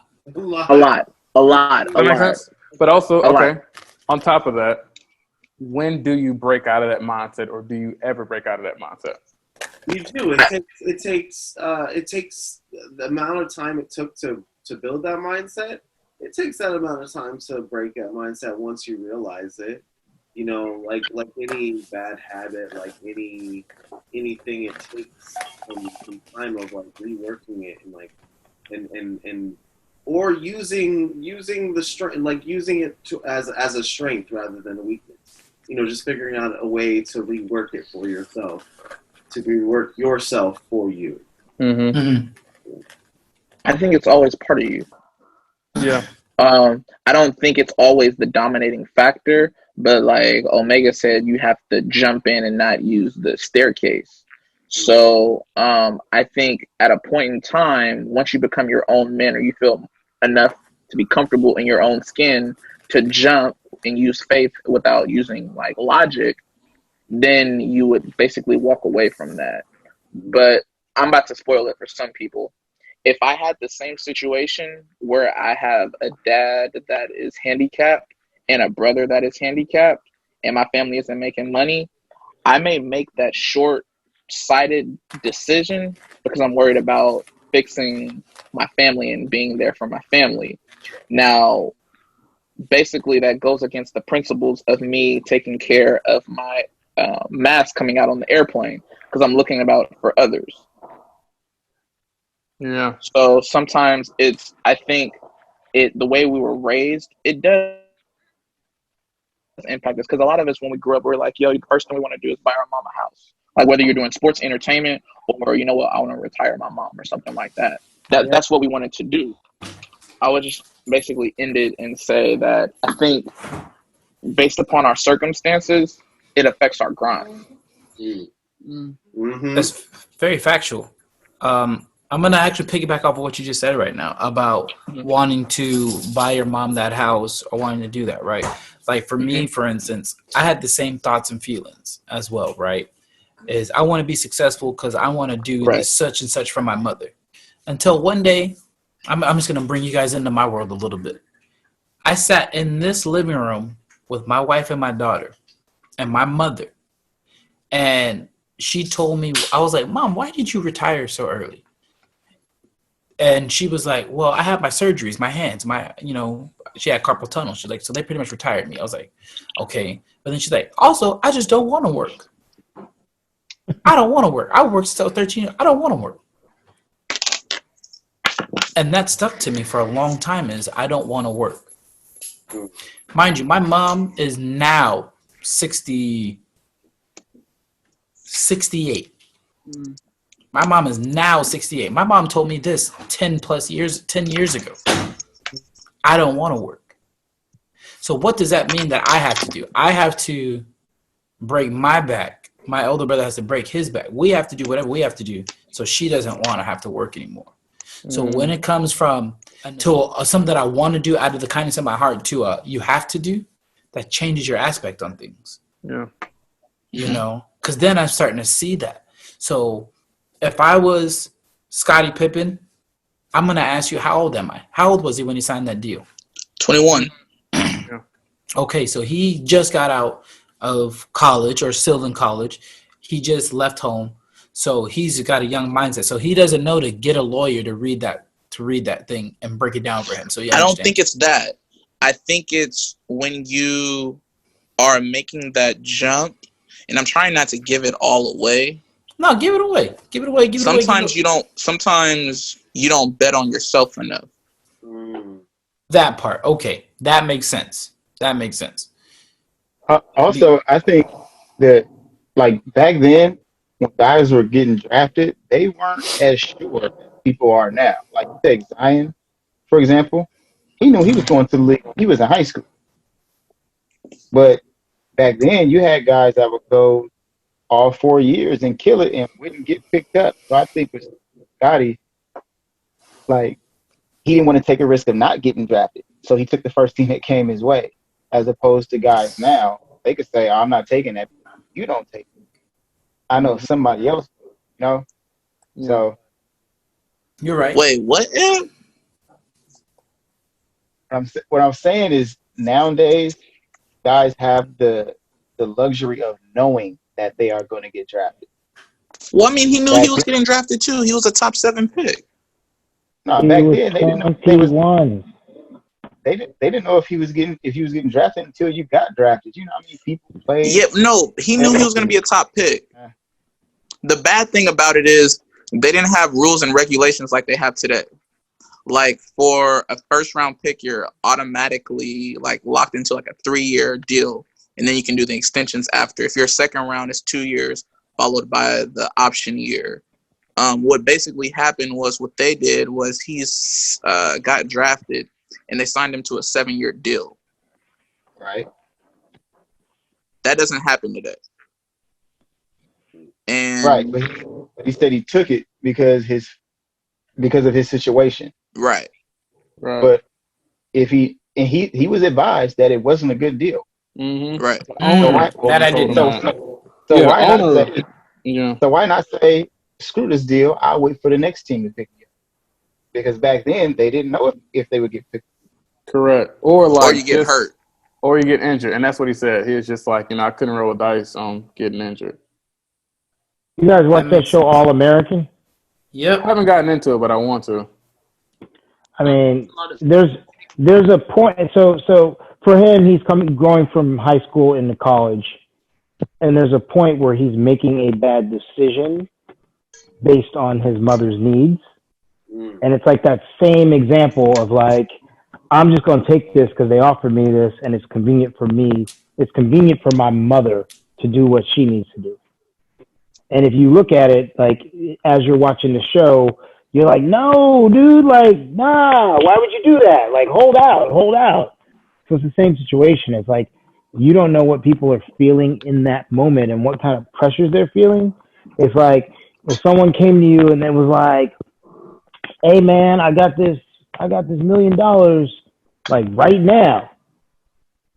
And someone else was like, dude, maybe I might have 50 million for you next week, or maybe I might have 500,000. You're probably gonna be like, hey, I got a guaranteed million right here. Let me just go ahead and take that. Yeah, them Like, deals is due right now. You know what I'm saying? Yep. Like, it's like, like, hey, like, and when you make that decision, you can't have any regrets because it's the situation that you were in that moment in time. And like, I'm sure, I mean, I haven't watched it, but I'm sure there's a lot of other details that were not discussed about what he was feeling and why he made that decision. I will jump in and say this, though. I think culturally, I think we are tied to our past, and that's what defines what we're going to choose in the future. Because I feel like we're always worried about taking care of or fixing something that happened around us or that happened before us. So that determines where we're going to go. I have a question, or more so, I want to pose something because you said something earlier, revolving around your distinction between the fact that you know your wife owns the apartment versus you, and more so you were just describing the dynamic of your guys' relationship. Okay, I want to try something now, and we can cut this out in post if it doesn't work. But I want to pose this question because we have just the the perfect group of people for this next topic. You know, I see all these males in the panel. My question to you is the topic of feminism and how we as men view it and relate to it. Now, Z, can you elaborate? Because I don't really understand what you mean when you say, like, are you just talking about feminism in general? What, like, can you get like how we relate? Like, what type of definition are we what working with? feminism means for us, what it means to us, and how we relate to women. But there's so many aspects of that, so it's like you almost got to get a little bit more granular. Like when you say feminism, like, what is your definition of that? What is your definition of feminism? You know, like, for me personally, feminism, it's outside of the extremes that everybody has in any and every group. Feminism being, you know, understanding that there is an imbalance and inequality to to women and the way they're treated right now, and that that there is a need for more of an equity to it, at least and how we approach it. What's up? I will cannonball into this one. Go for it. I don't believe in feminism. I believe in feminine and female empowerment, but I do not believe in feminism. Let me explain. Yeah, please. Come on. I'm ready for this one. I don't want to hear My this. daughter Gonna be good. and my wife and my mother are the three main reasons why I do not believe in feminism. I believe in female empowerment. I want them to be empowered to do any and everything that they can. But the reason why I don't believe in feminism is because feminism, in my personal opinion, I feel like feminists choose on what is going to be equal and what is not. If you say, don't look at me and tell me I want to be equal to you. Okay, let's be equal. You slap me. Boom. Oh, shit. Did you just slap me? And I hit you back, and then you go, you can't hit me. I'm a woman. That's unequal. Hey, hold on. Because if this guy hits me, I'm going to knock the shit out of this nigga. Okay. The same thing. But that's only in one aspect. Okay, that's only in one aspect. A quick question, because that is something that does come up as like the main hitting point for every argument. I don't think anybody should hit anybody unless you're getting paid for it. But continue. I was saying though, like the fact that we're even approaching that sort of specific, example with that kind of intensity is like, why are we even choosing violence in the first place? I'll tell you. Somebody's hitting you. Your initial response, if anybody who's taken martial arts, anybody who's tried to be a pacifist, in their life, is you turn the other cheek. You try not to fight. The best way to fight is not to fight. Let me stop you right there. Okay. I teach my students to, 1, talk it out. 2, find somebody to report it to so you can get away from the situation. And 3, if they lay hands on you, they've already gone too far. So if they lay hands, you have every right to defend yourself. Defend yourself. Right. And okay. And I say that because I've seen too many people feel like they have the right to hit you and you cannot touch them. But if I have to defend myself, but I get prosecuted for hitting you because you are, quote unquote, lesser than, but you want to be equal, but you are, quote unquote, lesser than in the eyes of the law or in the eyes of public opinion, that is unfair. That's the sort of thing that they're trying to fight for. That's like they don't want to be able to let me hit them back. Feminism. I feel like feminism is taken and okay. Yeah. I'm saying I feel like feminism is Hi, mama. Mama boy, say hello. To the extremists in that group. Mm-hmm. Like that's where people are drawing their definition of feminism, their example of feminism, their example of feminism. When essentially feminism is the belief of female empowerment. It is the movement of trying to push that forward in the world, in our society. I mean, yeah, if you actually speak with a feminist who's not like a fuck all men and like fuck this, fuck that, fuck you, and like I want equal this, but don't fucking touch me or whatever. They're like, no, like, hey, if somebody hits you, you should have the right to hit them back. They want to be, have the same pay as us. The things that are important, like why is being able to hit someone that like to me, and I'm about to ignite a flame among this chat group. To me, saying I want to be able to hit you is like a white person coming to me and they wanted to say the word nigger. Like there's no reason whatsoever you should be laying your hands on anybody, let alone agreed. You should never be saying the word nigger coming out of your mouth with a harsh R. Like, like or GGA for that matter. No, go ahead. Like, but real, like and so like that being the argument of like, oh, you're picking and choosing. You're like, no, we're as we want our own rights and our own things elevated to a level of equity amongst the people of color, you know, women in their own demographic, their own group of people going through their own separate version of a struggle, they want that same level of equity amongst what they don't receive today. And like, that's a difference that you said. But I'm sorry to cut you off. You said something different that's never been said. You've been saying equity, not equality. They keep saying equality. Equality is different, because equality is if you are tall and the fence is high. Well, equal is, well, nigga, you better find something to stand on so you can see. right. Because it's an equal height for all of us, whether you're small like, no offense, my brother, but if you're small like Eddie or if you're tall like Z. If they're both standing on the ground, that's equal playing field. If they can see, they can. If they can't, they can't. Right. But equity would be they brought a apple box for Eddie to stand on, so he will have the same point of view as you. Right. We don't hear enough about equity. We hear about equality. But hold on, I'm with Omega, right? And the only reason why is because double standards, and let's there shouldn't be feminism. There shouldn't be all these things, right? Every single person should be treated with equality, right? It's and not to say and there are inconsistencies across. You could say gay people are not treated right, black people are not treated right, Latinos, women, everybody, and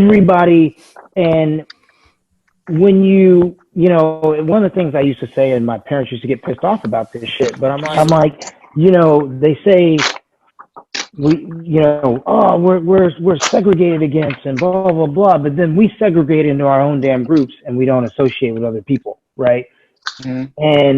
And instead of like being like, I ain't hanging out with those white motherfuckers, I ain't hanging out with this person, I ain't hanging out with them person because of blah blah blah blah blah blah blah. Well, we are then putting ourselves in that same situation, and I will say, just from my own personal experience, like, you know, I don't believe in feminism because, you know, I'll have women come up to me, touch my chest, rub me, whatever it may be, and I'd be like, I'll grab their boobies, and we're not talking violence, we're just talking like whatever. But if you did that to them, it'd be a whole different issue. And I do that to them, and they get pissed off.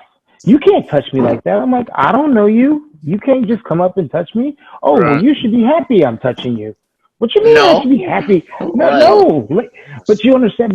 But to kind of Omega's point, and yeah, forget the violence. Like I agree with you. Like no one should be violent with anyone. Like that's not a factor for me when it comes to feminism.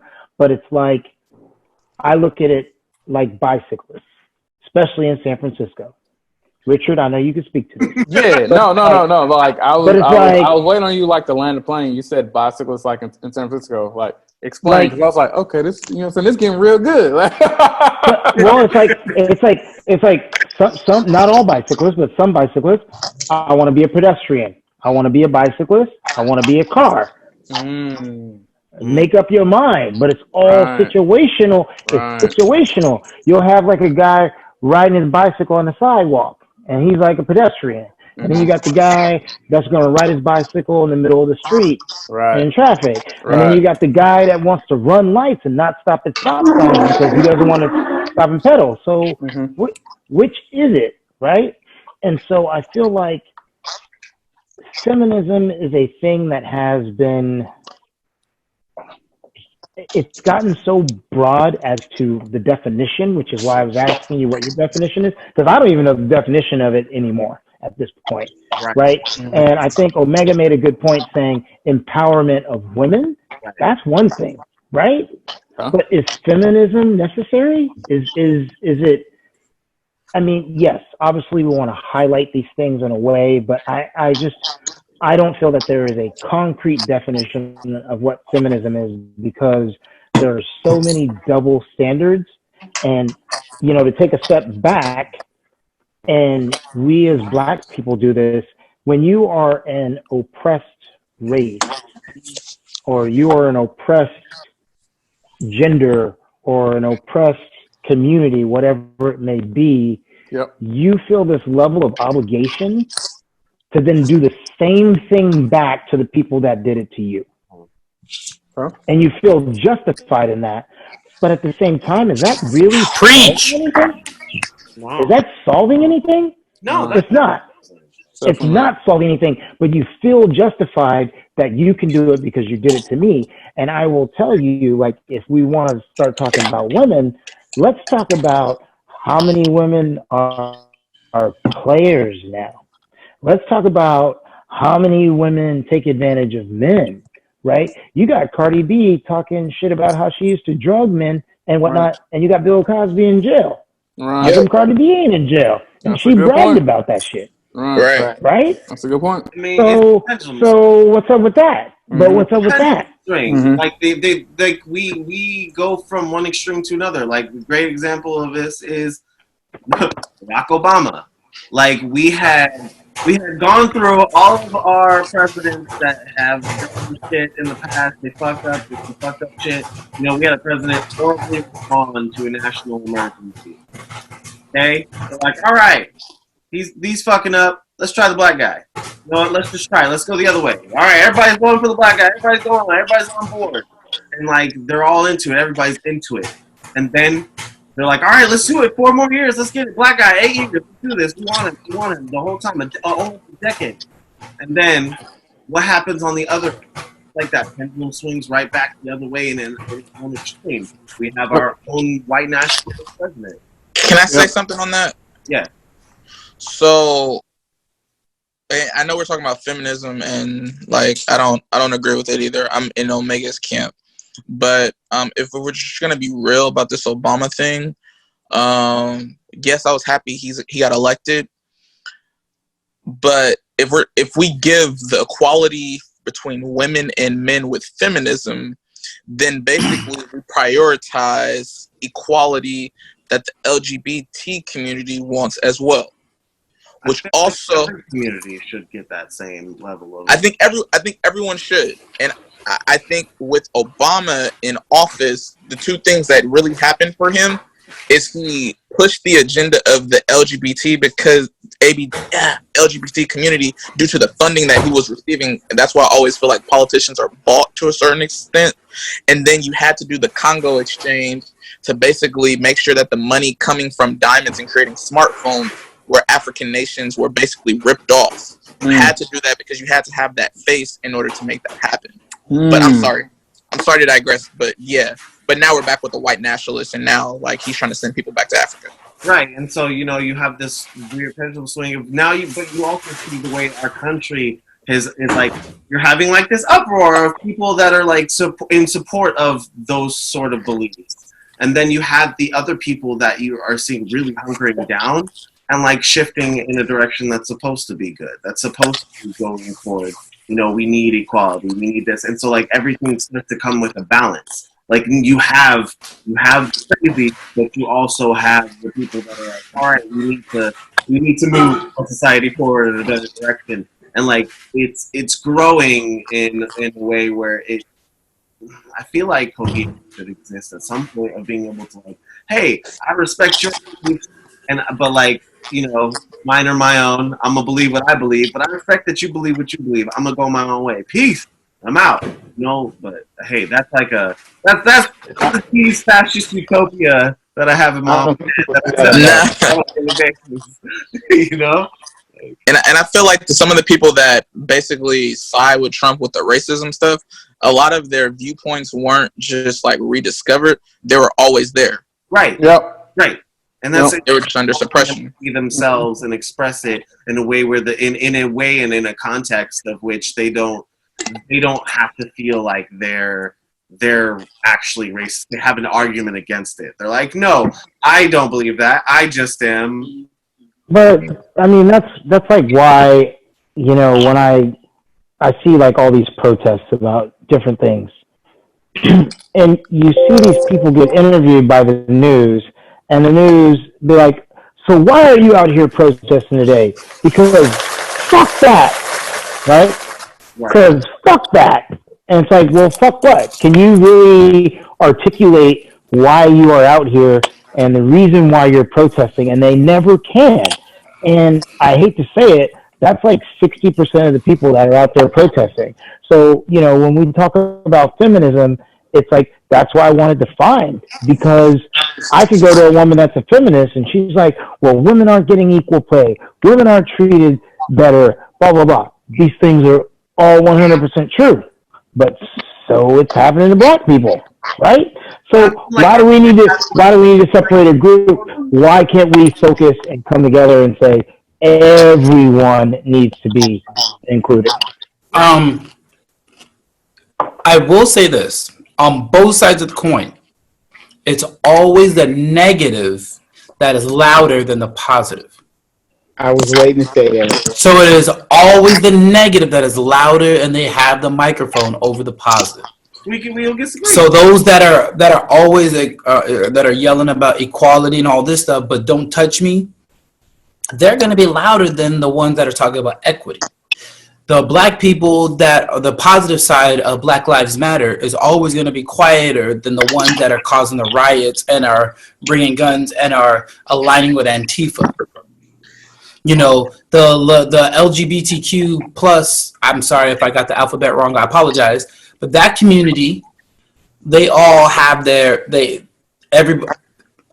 if people don't agree with it, I think Dave Chappelle hit the nail right on the head. Yeah. With explaining it and making it understood to where it was very obvious. You know, they're all in the car. One person feels this way, one person feels this way, one person wants everything, and then it's like, well, fuck, man, you just make it harder for everybody now. Right. But that's even with us with black people. Because, I mean, all black people, all of us in this room, in this chat, are going through the same struggle. Mm-hmm. It's just a couple of us got it a little bit easier than the others. Right. But yet we want to talk about the others. We want to pull down the others. Because if you getting it, but I'm not, you can't get it unless I'm getting it too. And that goes back to the equity. Right. Equity being a really important piece in that. I was just saying that's why I had brought up that H.A.D last week, the African descendants of slaves. Kind of same thing. Those niggas.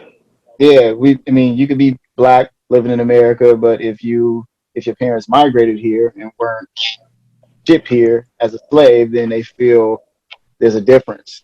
When I had a friend whose parents moved here from Africa, and one time we got stopped by the police and they had both of us outside the car. Like, they didn't say, oh, well, okay, well, your family moved here, so we're gonna let you go. But you, nigga, you hands on the head, Oh, y'all volunteering came? Oh shit, get out of here. I was seeing it being akin to something that was said before about like MLK, where he was going with it, in his movement and the struggle. Like, he was starting to become reminiscent of Malcolm X, and like really starting to wanting to collaborate and really get to that point of like, yeah, he understood the squeaky wheel gets the grease. We may be able to like walk and protest in a peaceful way, but Malcolm over here making noise, making room, and doing things in a way that's getting more of a notice, impacting in a harder way. So he's gonna start moving towards that. But yeah, I mean, all these groups should. But I have a question, Z. Things of the good and the bad, of the things that gets heard more of and the things that get heard less of. Sorry, go ahead, Granby. So, like, when women say, like, I want to be treated as an equal, and like we've talked about random things, my thing is like, let's just take divorce or child support, that scenario. If you want to be treated as equal, I shouldn't have to pay you alimony. Hey, I shouldn't have to pay all this additional more because you want to be treated as equal. Well, like, that's not directed towards a man. Huh? I know that's not directed towards a man. I know some women that are paying alimony. I know. It's all, That's the rare occasion. That's Tell you what, the I made a woman cry over that. she was she was complaining about having to pay her goddamn husband. She was going off about some feminism stuff, and she was complaining because she makes more money than her now ex-husband, and she had to pay him off, and she was complaining. And I was like, kind of how it goes. Because if it was on the other side of the shit, you would be collecting the money from him. And she started crying. I felt bad, but I'm like, hey, that's the reality, right? So, Christian, I think you bring up a great point, and it goes back to what I was saying about these double standards, right? It's like you can't have it both goddamn ways. Like, which way you want it? And I think Omega was trying to take it to the extreme by saying, like, girl, like, I'm not gonna sit here and let you punch me in the face. I think that should have been brought up because I think that should have been brought up because it's common. You know, that's something that happens all the damn time. And me raising 3 daughters, that's something that I teach them. No, a man should not be putting his hands on you, but you shouldn't be putting your hands on him either. Right. If he doesn't respect you or the law, then you're most likely going to be the one getting hurt. You know, and I think the part that's upsetting about that is not the fact that a woman would hit us, but just the simple fact that they would hit us and assume that they could just get away with it. Like, I can do this. Okay, but we have all seen the videos, right? Of women, it's, you know, I'm gonna be racist, but black women. Ray Rice video? Talking shit. The Ray Rice video? Yeah. But I'm saying, like, talking shit to a dude, hitting a dude over and over again, and then as soon as he hits her, then he's in the wrong, right?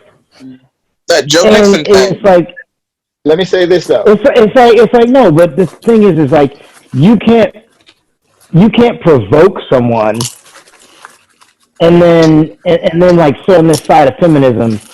Oh, because I'm a woman, I know you can't hit me, so I'm gonna just talk as much shit as I can talk, and I'm gonna hit you and do whatever I want. And it's unfortunate. I'm not gonna say that all feminists are like that. I'm not gonna say that all women are like that.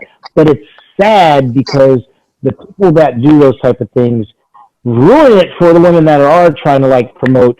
Right. That's why I'm with Omega, and I would rather call it empowering women than feminism. Right. I just want to say, I'm sorry.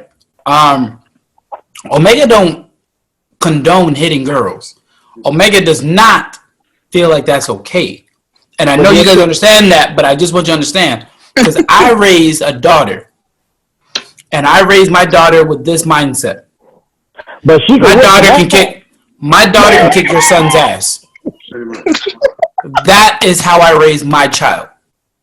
But I also train my child to know this. You do not put your hand on no man because that man may put his hands back on you. So you do not do that.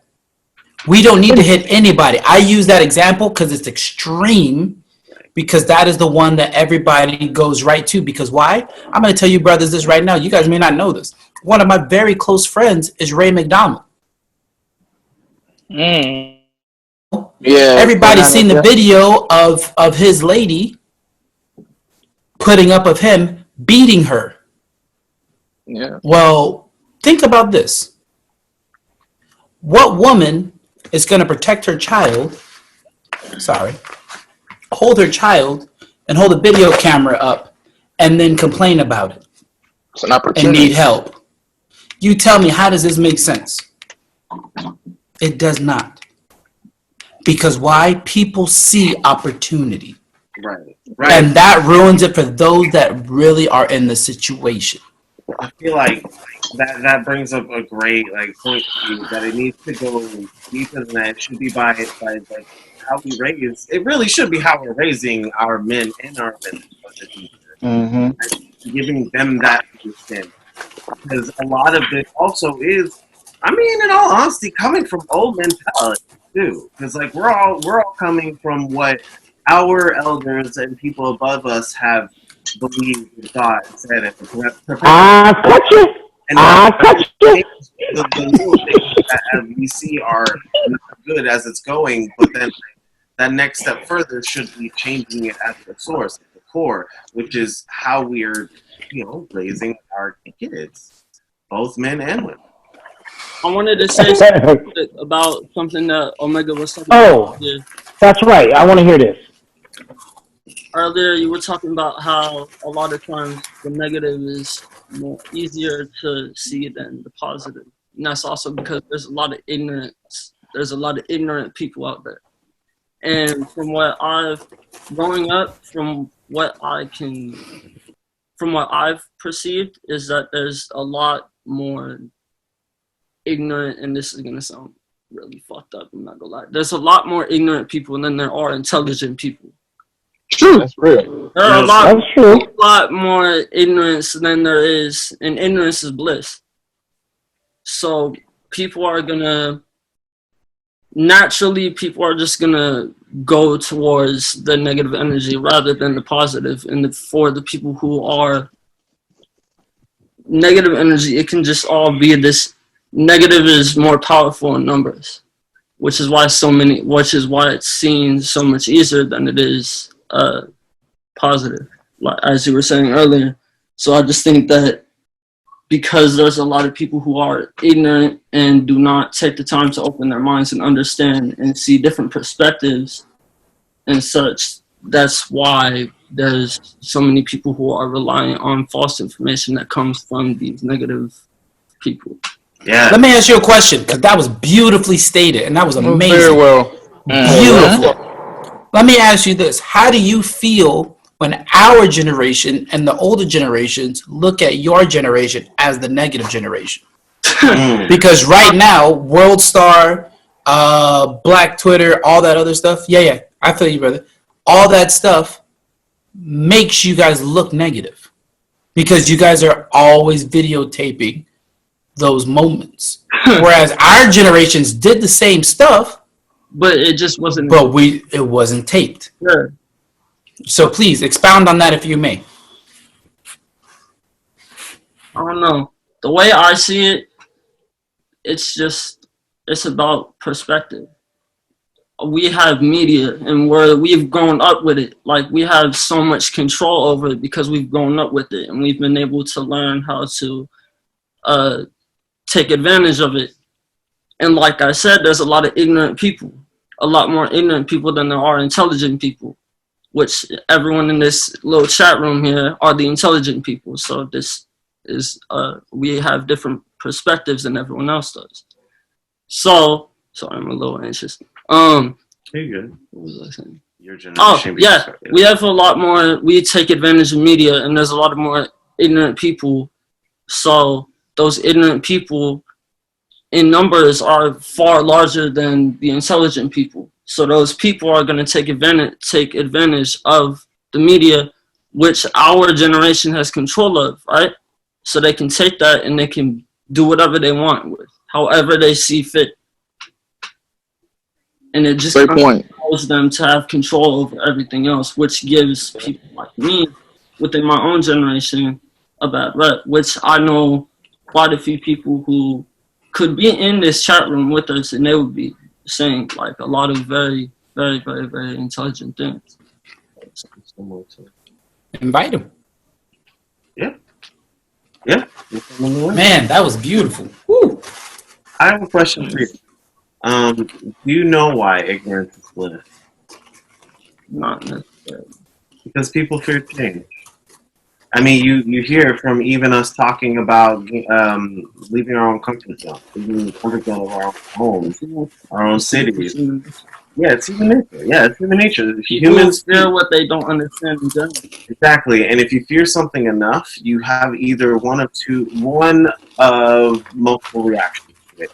You either can accept it and move forward, and accept that as truth and as your new reality, which is the optimal way to go. And you can essentially like, intake it and like horribly reject it, go the exact opposite direction and just stick to that and you're in it. And some people it breaks them and they don't know how to respond. And like they lose it. They lose their sense of self, their sense of control, their sense of safety, and so they start doing things that are irrational. So you have an irrational response, you have the completely ignorant response, and then you have the rational response that we should move forward with. Yeah. Can I actually ask Eddie? What up? I'm gonna ask this question to you specifically, but Z, in turn, I would like you to answer as well, because right now we have the the opposite dynamics. You're raising young women, whereas Z, you're raising young men. Okay. How do you teach or work on your? I'm gonna use Z's term to talk about both. How do you teach your tiny humans to process their feelings so they don't jump straight to physical altercations or physical violence? I haven't gotten there like with my kids yet. They haven't kids on or trying to fight. Actually, you know what? My 13-year-old had questions about fighting. You know, because she's seen other people do it, but I don't think she realized that it's a two-way street. You know, that's a tough one for me. 'Cause for the most part, they aren't aggressive. You know, they get along with everybody. The only real talk I had to have with them is just, if you hit somebody, expect to get hit back, but don't hit people. You know, if you feel like you need to hit somebody or somebody's gonna hit you, then you need to separate yourself from that situation. Yeah, I haven't really got into deep into fighting with them, and I haven't started training them on martial arts either, just because I've had questions as to whether they were mature enough for it. You know, not all kids are. You know, so I don't know. I don't think I've reached that point yet. What about your 13-year-old though? Because that is middle school going into high school. Right. Well, she has friends that get in fight stuff, and she showed an interest in it, meaning she's come home talking about it with like a type of excitement, like, you know, so and so got into a fight and this happened, and hey, what if somebody does something to my little sister? Can I fight them? And you know, I had to slow her down and like, first off, you can't fight. So stop talking about it. But I had to explain to her that it's strictly for self-defense. I don't want you going anywhere, you know, looking to fight somebody for any given reason. You know, so I guess this is an answer to your question. I've talked to her and told her walk away at all means necessary. Any means necessary, walk away unless you're stopped from doing so. Then you're gonna have to get the windmill. You know. Did you just say get the windmilling? Get the windmill. I don't think y'all understand how funny that is. Do y'all know what the windmill is? No, yeah, it is with the arm. There you go. Yeah. Get him, Richard. You know the windmill. and from a father's aspect, I kind of don't want my kids to know how to fight. You know, like I want them to be able to defend themselves, but I want them to be afraid of the altercation, because growing up, I've seen girls get done dirty. You know what I'm saying? Like get drugged. Yep. Yeah, in ways that I don't want my kids to go through. And these girls, like when I was in high school, I seen girls get whipped so bad, and it would be avoidable had they just ran away. But because they felt like, oh yeah, I can hang with her, and they stick around and they fight and end up getting whooped. I don't want that to happen. So I'd rather you run away and be looked at like a punk and keep your pretty face tomorrow. Then what about the stay ready, so you got to get ready? Because there's going to be those times, and I'm saying this because as a father and as a coach, you are 100% right. Get away. But there are those times, and we've all been in that time when you can't get away. Right. So what do you do? That's also true. And let me just say this. I feel like well, let me fighting kind of somewhat displays a lack of intelligence. 100%. The reason I say that is because, like, I've been in a lot of fights, and when I did fight, it's because I wanted to. You know what I'm saying? I was being dumb, and I was in the mood to fight that day. And when I grew up, there was other times where the opportunity would, altercation would come, and I was able to talk my way out of it, or dumb the situation down with my words. So, and that's what I want them to do. I don't want them to be, walking around like a pit bull, ears up, back up, ready. I don't want them to have that in them. But I do agree with the whole stay ready. But that doesn't always necessarily mean stay ready to fight. You can avoid fights by who you kick it with, situations you put yourself in, respecting boundaries. I feel like I will never, ever, ever get into another fight again because of the boundaries that I do not cross with people. You know what I'm saying? And y'all know how much I talk shit and I be saying and everything. It's certain things it's certain lines I don't cross with grown men and grown women to keep from getting altercations. You know what I'm saying? So I feel like it's more important for me to teach that to them than it is for me to actually teach them to fight. Intriguing. How many fights have you been in, Christian? No, the reason it's never been my fault. I just ended up in it, and I didn't like it. Like, to be honest, my first fight, I was playing basketball, and the guy pushed me and broke my wrist. He tried to do it again 3 years later. I slammed him into a wall. What? Don't you ever do that again?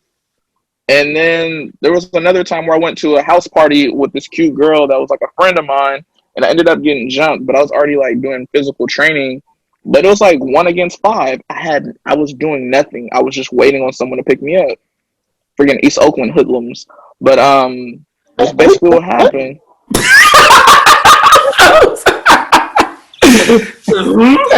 And he's wearing the town shirt. You know he's about town business right now. I know.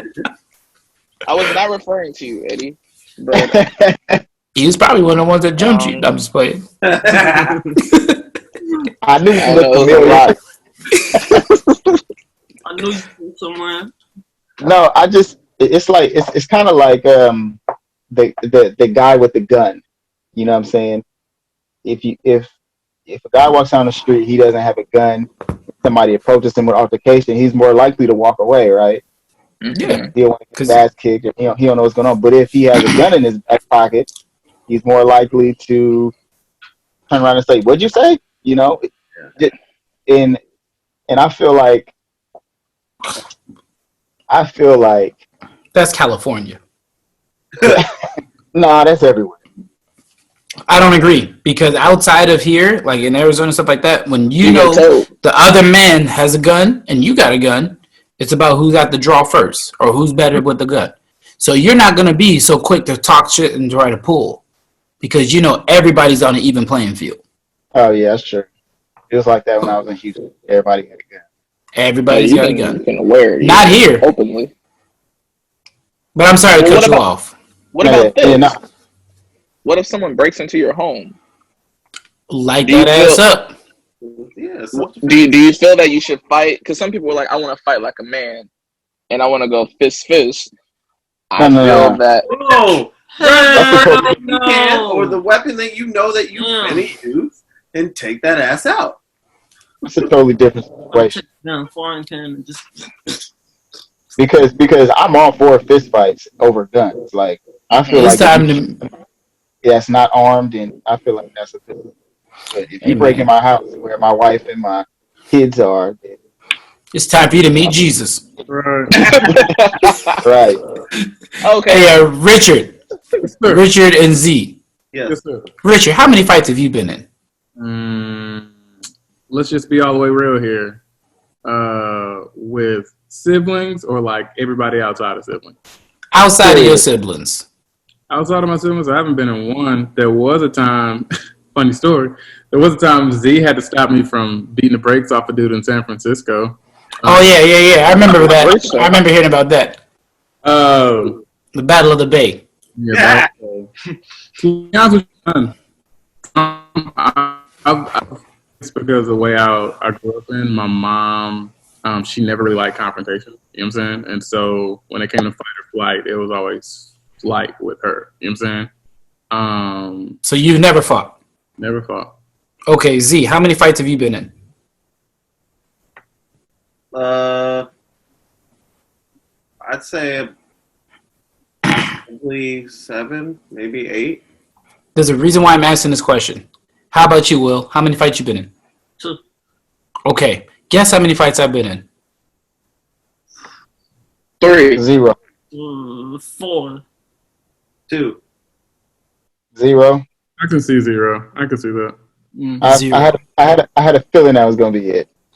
0. I've never really been in a fight. I fought somebody, but it wasn't really a fight. So not technically a fight. I'm gonna sit there and say I've been in no fights. And I ask that and I say this because I've always been looked at as, you don't mess with him, he knows how to fight.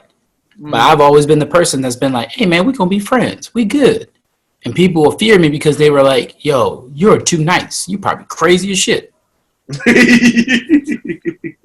And that's why I'm asking that about. That's why I'm saying I'd rather stay ready than have to get ready. But people. So for you, Z, how do you train your sons to process emotions or feelings and process being? I mean, because they're really young, so they probably haven't fought yet or have that altercation yet. But there's gonna come a time when they're gonna have to decide. Well, to quickly touch on something you were saying, like I when my fights were never like thinking, yeah, I want to fight. They were always people wanting to fight me because of my size. For some reason, a big dude means you could probably fight.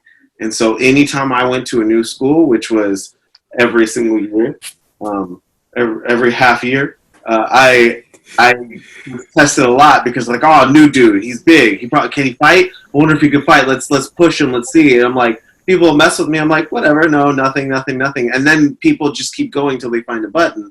They push it, and I was like, well, looks like we're fighting now. Let's. I didn't want to do this, but like, I guess so. We're here. Like, let me throw your ass into a urinal real quick, and then I'm gonna walk out the bathroom.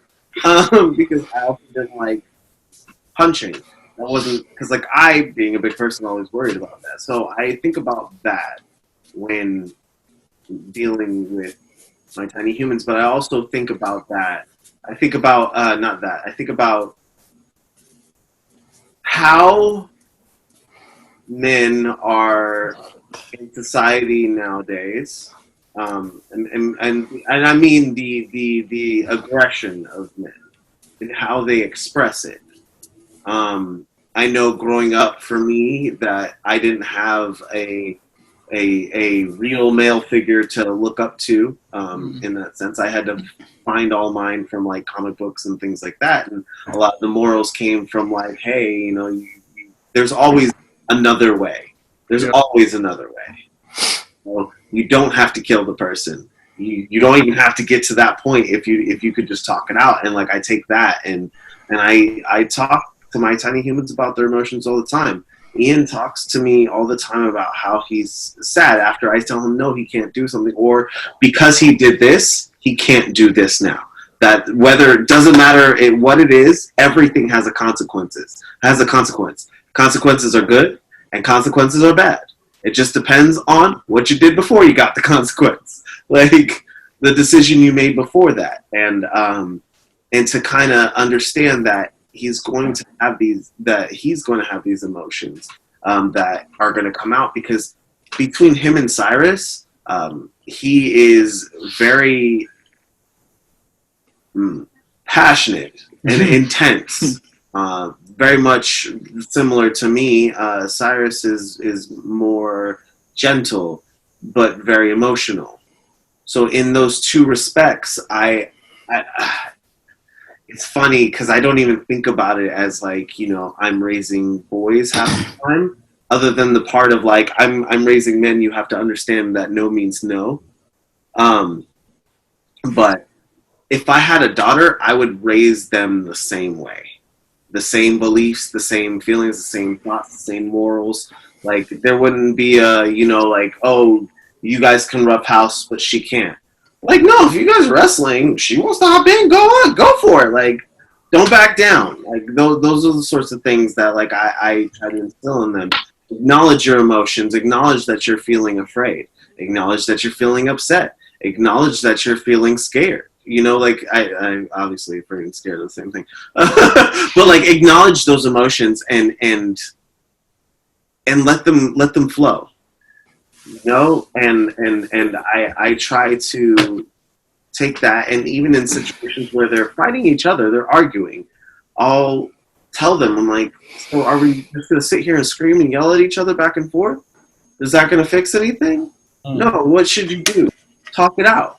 Like, and I explain to them to talk their problems out, talk your differences out, use these tools to get you to the end goal. Who has this? Who has this? Now, if you both have something that each other wants, why not trade or share? Flip it off, like you give that one to him and he has two for a little bit of time, and then switch it back. Now he has two. You know, like finding alternatives. And yeah, like I like, rather than having them be prepared, like, yeah, I mean, I took judo, but like, else, I was thinking about, like, I'm not really trained in martial arts. I'm not really. I'm sorry to laugh. I'm sorry. But like, so I don't have that same level of like, oh, you know, I'd rather be prepared, you know, like in case it did happen. Like, in situations where it came up when I needed to fight, I chose my training of like, I'm not gonna fight you, but I'll just toss you around a little bit, like, or what have you, and I don't know. Like, I even in those situations, I would prefer them using their brain to get out of it. In anybody, if it's a girl or a guy, I'd want them to use their brain to get out of it, because these situations can be avoided. Things can be diffused. 100%. I agree. Totally agree. And I apologize on laughing. It was just funny because you just made me think of somebody saying, I did karate. I got my orange belt. I was like, so you survived 1 month? So that's why. So I apologize. No, you're good. But yeah, no, like it was just I've had some training in something, but it wasn't like I had that in the back of my mind. And just when it came up, I'm like, oh yeah, that's right. I don't have to fight this person. Like, I can just use their weight against them and just get this over with.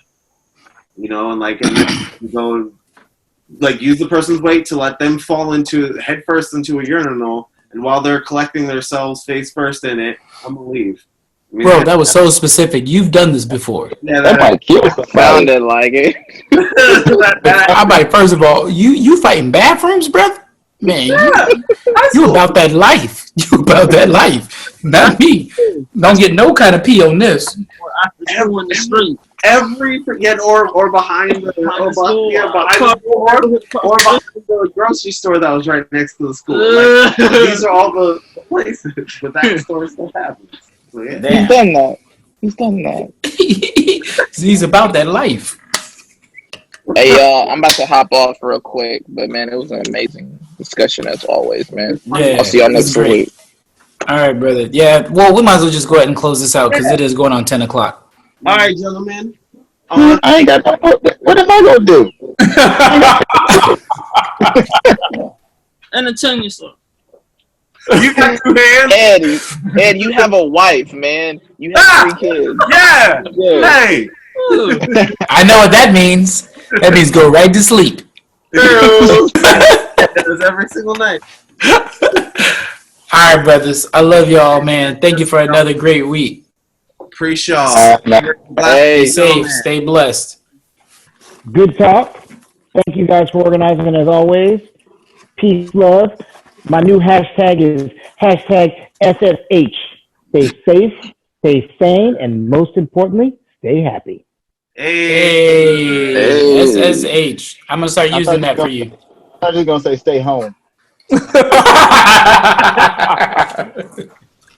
can't keep niggas home. To another episode of the Have a Drink podcast. I'll see you guys next Tuesday, and don't forget, come bring your drinks. Yeah. All right. All right. Peace.